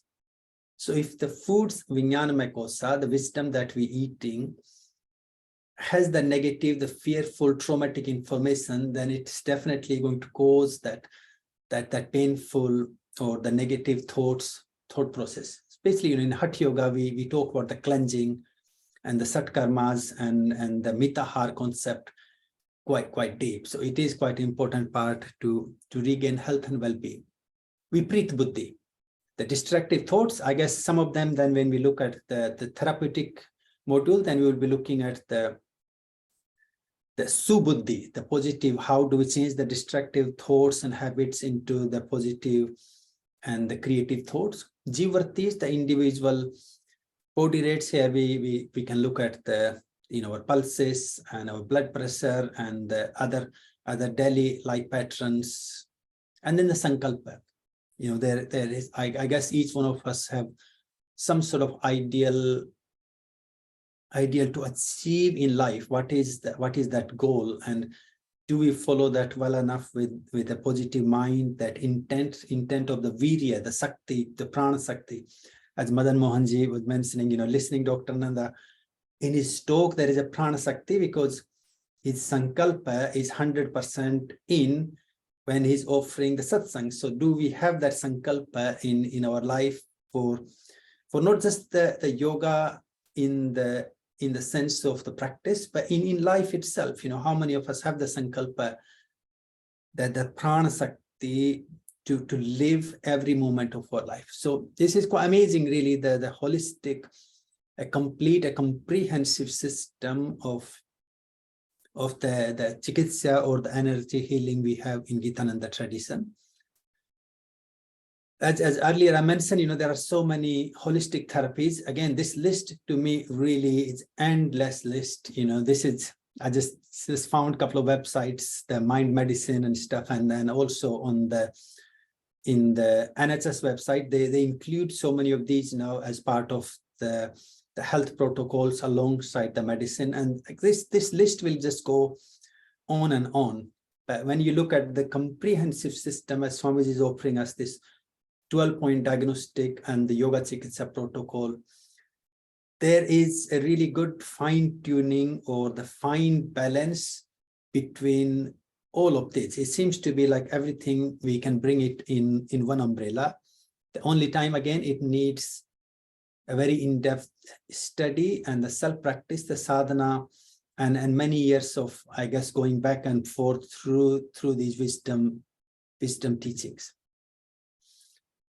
And then I will come towards the end of this talk is the key Yoga Chikitsa models that I tend to really see. And again, I'm sure, when we listen, our Guruji may include a few more things here, but there are many, many models or the approach that I can take from various teachings of our Gitananda system or our Gitananda tradition, like the symptomatic relief.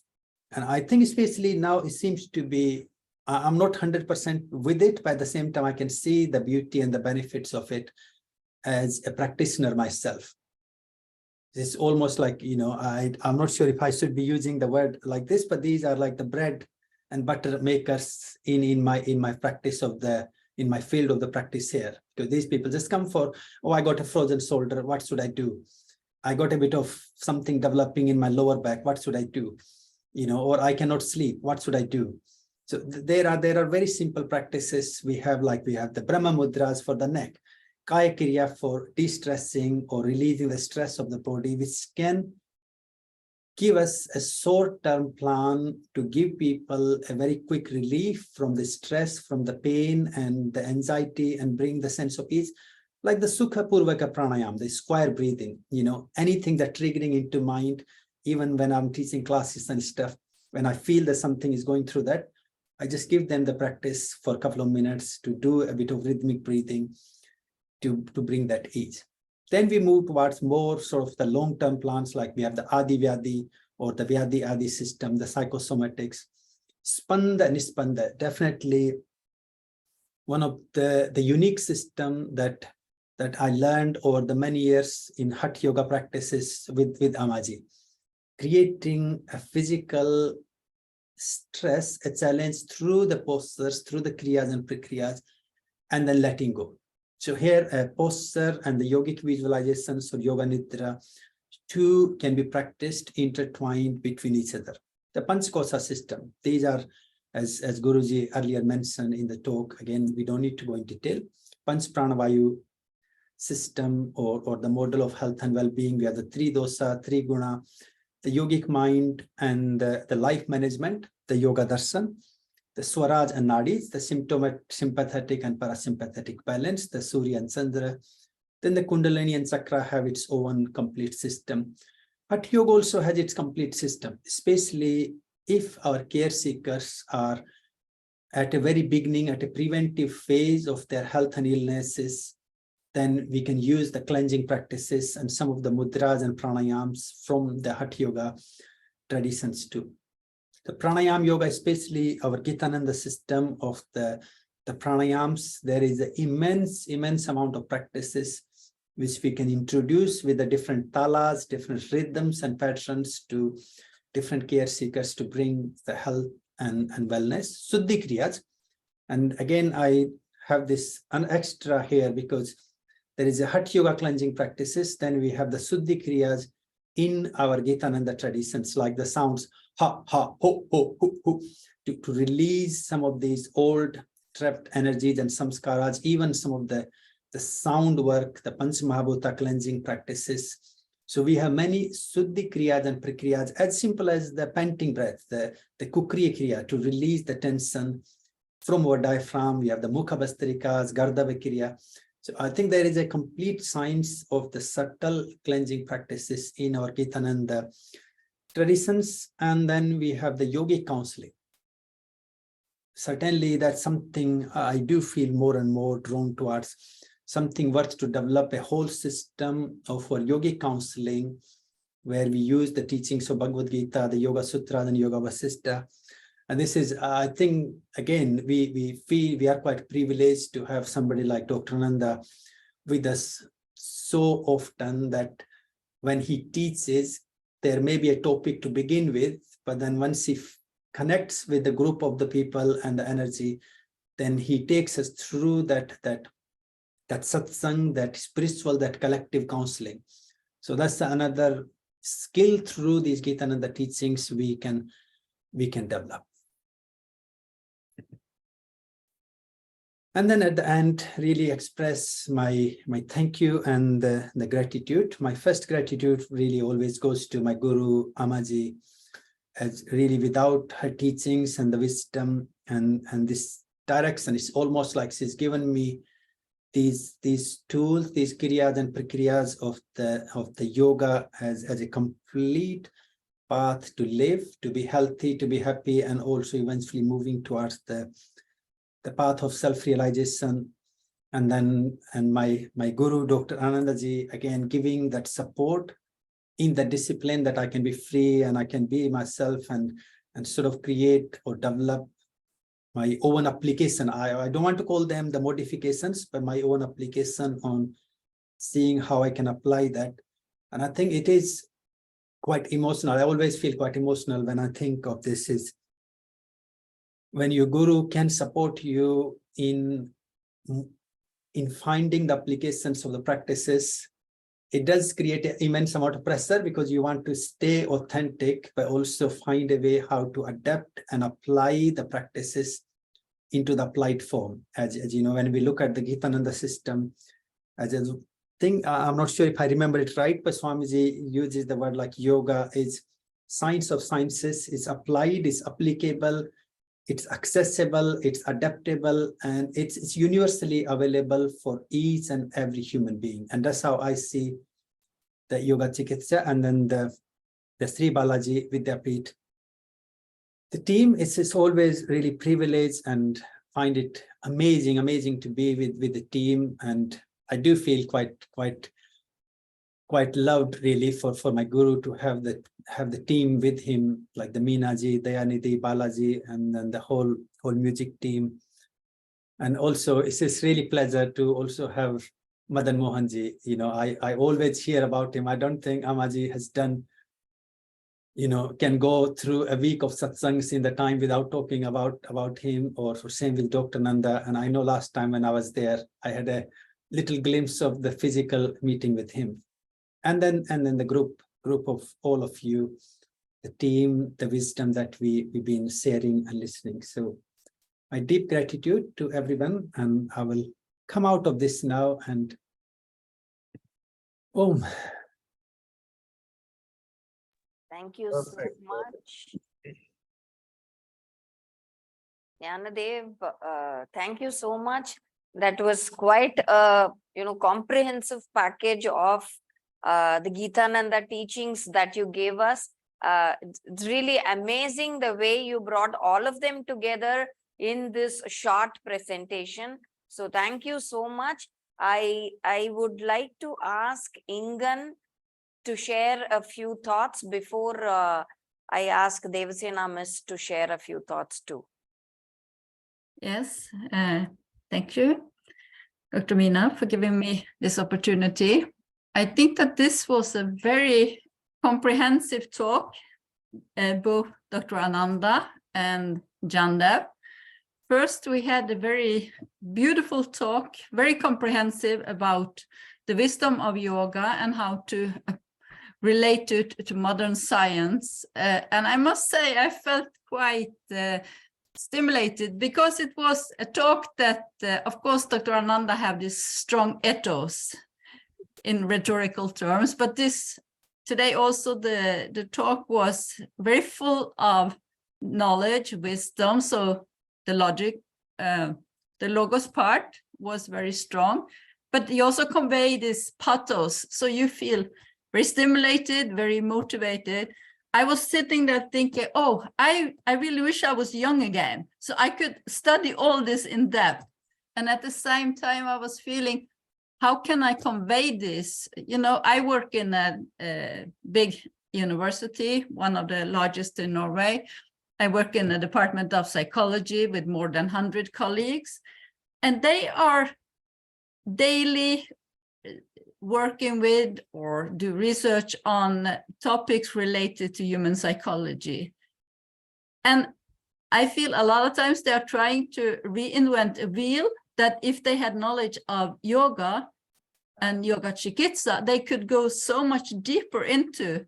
So it's like I'm sitting here feeling, how can I convey this wisdom to them? Because to many people in the West, yoga is just these exotic exercises. They maybe know it's asanas, then they have heard of mindfulness, so they have some concept of meditation, but the whole system of yoga, they have no knowledge of. So this, you really feel that, how can you make people understand that this wisdom is worthwhile to listen to, because it's such a deep understanding of human life, human psychology.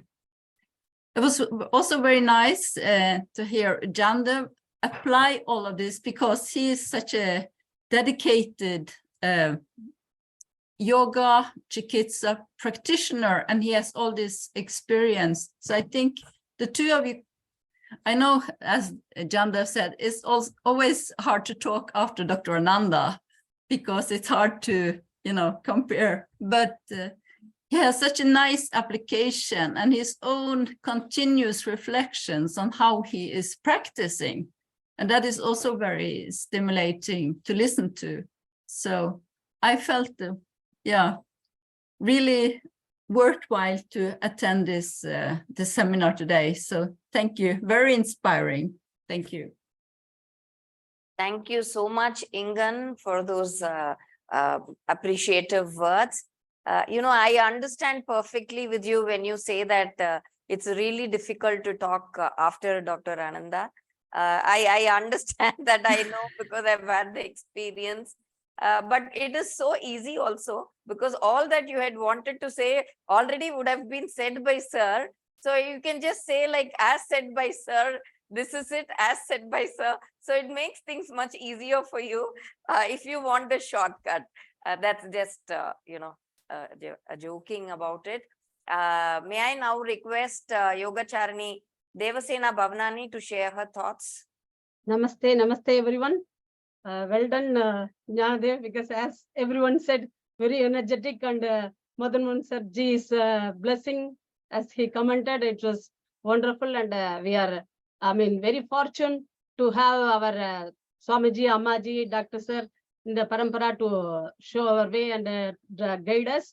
And you are doing very well. Actually, I'm really proud of you, having the ashram and doing and going very, very, very deep actually, and involving more spiritually, and really, really happy and love. Sometimes maybe I am getting a little bit jealous, and because I have seen you from beginning, so it was really, really very nice. And just because in the middle I had to be with Anandaji, so I couldn't be with you, and that's at the end. Sorry, but I want to ask the question. Maybe I planned for a doctor, sir, but anyway, I will ask you, because as you like in the tradition we have, like even including the food and all, we have to be very careful, the karmas, everything. So in the karma, like we every accent we are making the, I mean, listing out our karmas coming with our action, every single action. As our Ammaji says, sometime when I'm plucking the flower, even she said, yes, there is a moment you are giving, so there is a thing happening in the universe. So like that, when we are making our list already, the karmas, what happened, like people without knowing or knowing, they are giving the stress for the other people, whether they also having the karma, because they are giving the stress for other people. Because even the mistakes, when we are asking them sometime to tell the people, and we are making the mistake, or we are making others to say, or even people say, okay, you lie for me, like that. Like we have the, even in the Puranas, we have the thing that Tarambu, Lord Brahma asking her to lie for him. So like that, when we are telling, even stimulate the people to do wrong thing, they have the, you who are stimulating them, they also have the karmas. So like that, whether the people, how much they are sharing the karma, I mean, whether it's a karma also very strongly for them also.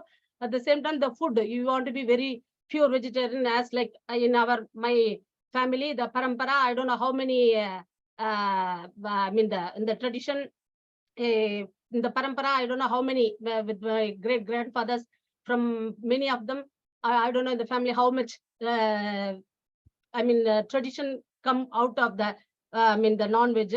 So if someone made you to eat non-veg without knowing is happening, so whether the karma happening in that, without knowing you are having the non-veg, the food you are eaten means.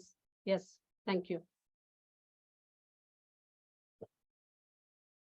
In your perception, in your understanding, yes. I can definitely put my lights on, even though I personally would love to listen my own guru to put the light on. And I think the second question is slightly easy for me to answer, because since I came here in the West, and there is just so much of the food and even the sweets and stuff without even me knowing that there is something in it. I am quite, being Indian, how much we love our sweets and cakes. And I had some time where I've eaten a cake which may have some sort of gelatin on or something. I think I do believe if our intent is not there in what's happening in our life, as we call it the ignorance, ajnana. But I think I really like where Amaji says the two concept it has. One is I don't know, and then the second one is I'm ignoring it. So if I don't know, I definitely believe I'm not responsible for that karma. But if I'm ignoring, I know and I'm ignoring it, then I certainly become responsible for that karma. And the pure or the sattvic diet certainly is really one of the very important part of our sadhana and the evolution to minimize the negative samskara that comes with the food and the energy we're taking in. So it is really important to stick with that, even though I know in Western sort of concept and cultures, it may not as easy as we are sort of abundant in India, all the grains and pulses and fruits and vegetables. So there is that richness that supports our vegetarian system. In India, really, the non-vegetarian system came in as part of like pride or showing off that I can afford this or that. So that's there. Now, in the karmic philosophy, I personally believe that people who are ignorant, people have no awareness whatsoever, of course, they accumulate the karma, but I don't think it really matters. Think of these demons, as we look at the karmic cycle. The one is we move on the evolutionary path of the good karma, so we're moving towards the divine. But the other way to get nearer to the divine is being the demonic nature, because they also get sort of liberated by the divine. But the only thing is that is not really a liberation, that's more of the destroying or dissolving into the supreme consciousness. So we can talk about those people who are ignorant and doing those things, but I don't think, to me more, I think of the subuddhi concept in Yogacharya. It is even worth it to invest our time, energy, and the mind into people until they come to us and say like, okay, I want to deal with it, and what can I do? As Amaji always said, let the sleeping dog sleep. Otherwise, you're going to wake them up and they're going to create more bark. So I think we will get more negative karma trying to get involved with them. Now, it's not always easy to not be part of their story and the drama, because their story and drama is always going to point the finger to us like, oh, you have done it because you said this and I'm angry. Because you said this, so I did this. So they never really have the responsibility of their choices. It's always somebody else. So I think, to me, people who are on the evolutionary path, then certainly the choices, the karma, food, everything matters. People who are not on that path, then for them, it doesn't matter. And if we make it matter, then I think we're just going to make ourselves suffer. That's my answer. And I'm looking forward to hear from Guruji, please. Thank you, Jnandev. Very Yeah, nice. And I'm happy that you are every sentence, every word you can think about Amma Swamiji, especially Ammaji. It's really make me very happy that people are, when they are started to do something, then they totally forgot where they learned, from where they learned, from who, because of whom they come up. They totally started to really, forgot or something happening like that mostly. So I'm very happy that you can remember every single sentence. Ammaji is there with you, and it's making me very, very, very happy. And of course, Dr. Sir started like Hatha Yoga very strongly. That's going on in the speech, and almost your thing is became like almost in the Shavasana relaxation actually. Thank you. Thank you so much, Jnanadev. Ananda sir, are you saying something? But before that, when I heard Jnanadev speaking, I was reminded of what you always keep saying, one factor is that I do not know. The other fact is that, like you say in Duryodhana complex, I know, but I'm not able to stop myself. So that's what I was reminded, people who always, constantly keep doing mistakes, and karma is definitely a boomerang. It has to, once you set it out, it has to come back to you in whatever way. It may return back now, or a few, months later, a few years later, few lifetimes later, but it will come back and hit us again. So over to you, Ananda sir. Karma is always a very difficult topic because it is multi-dimensional.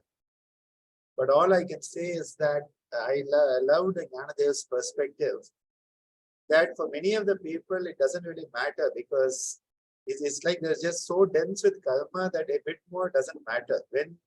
When you have, 100 tons of garbage, 10 more grams of garbage doesn't matter to people. But when you want to clean up your life, and that is where yoga comes. When you want to clean up your life, that is where then it starts to matter, and every small thing matters.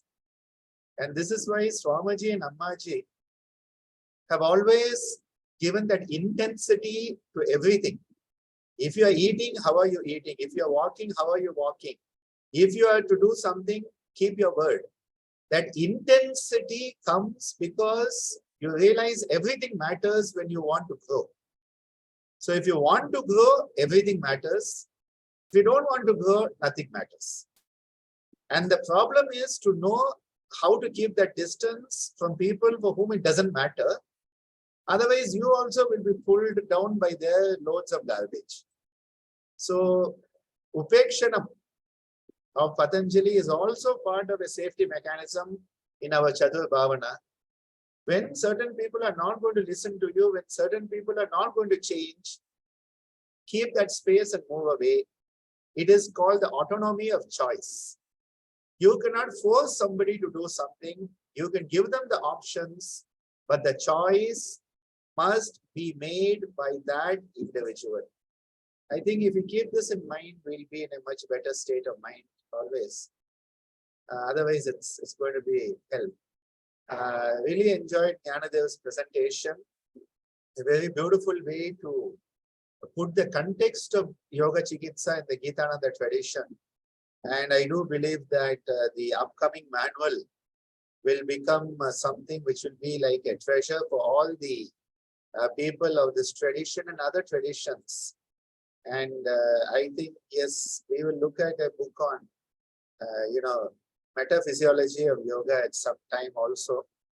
But I think what you are doing is really, really phenomenal. And I think that just the way Sangeeta has given a new dimension to Gitananda Nada Yoga, I believe Jnanadev is giving to the Gitananda Yoga Chikitsa. So very, very proud of you, and such a wonderful day. Thank you to my dear Professor Madan Mohan sir for his unconditional blessings. You need to have done a lot of good deeds in past life to have people like him as your mentor. So I very much appreciate that. And the beautiful words from Ingan, who I admire a lot, because the commitment she has to learning, that commitment is a sign of greatness.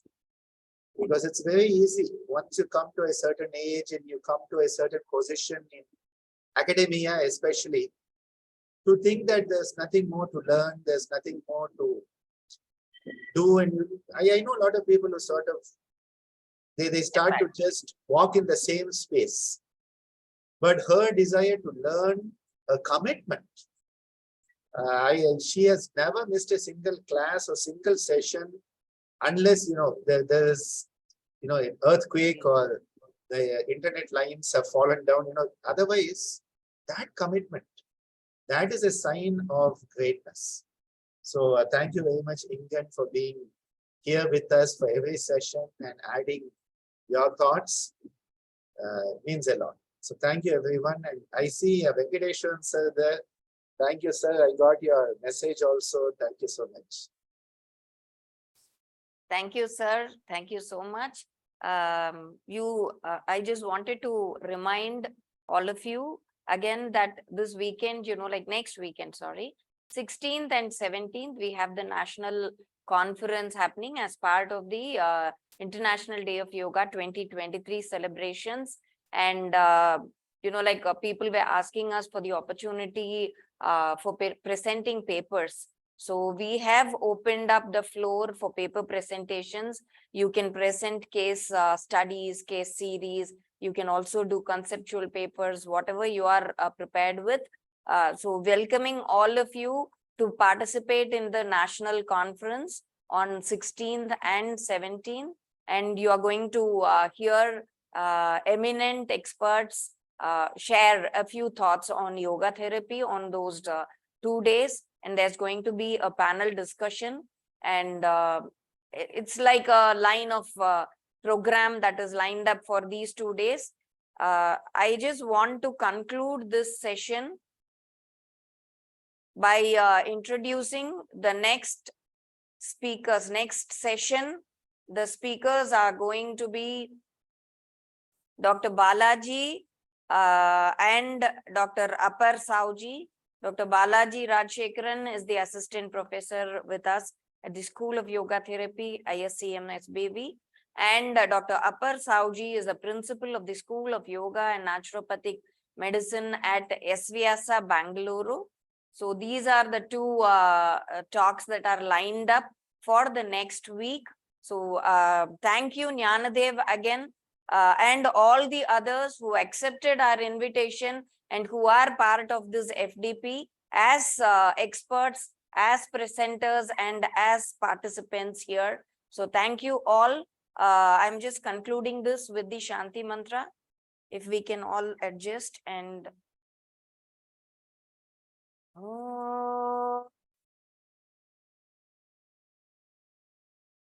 Loka samasta sukhino bhavantu sarve janaha sukhino bhavantu. Om Shanti Shanti Shanti. Oh.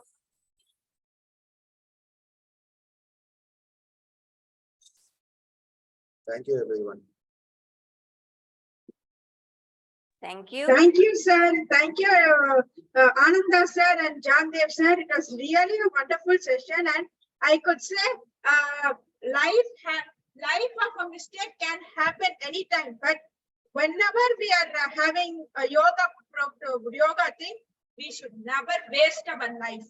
Life is very important. Yoga is important as well, and we should time. When it comes to time, it is very important. So time. Whenever we are on time, things happen on time. Whenever we are late, things happen late. So we should never waste our time.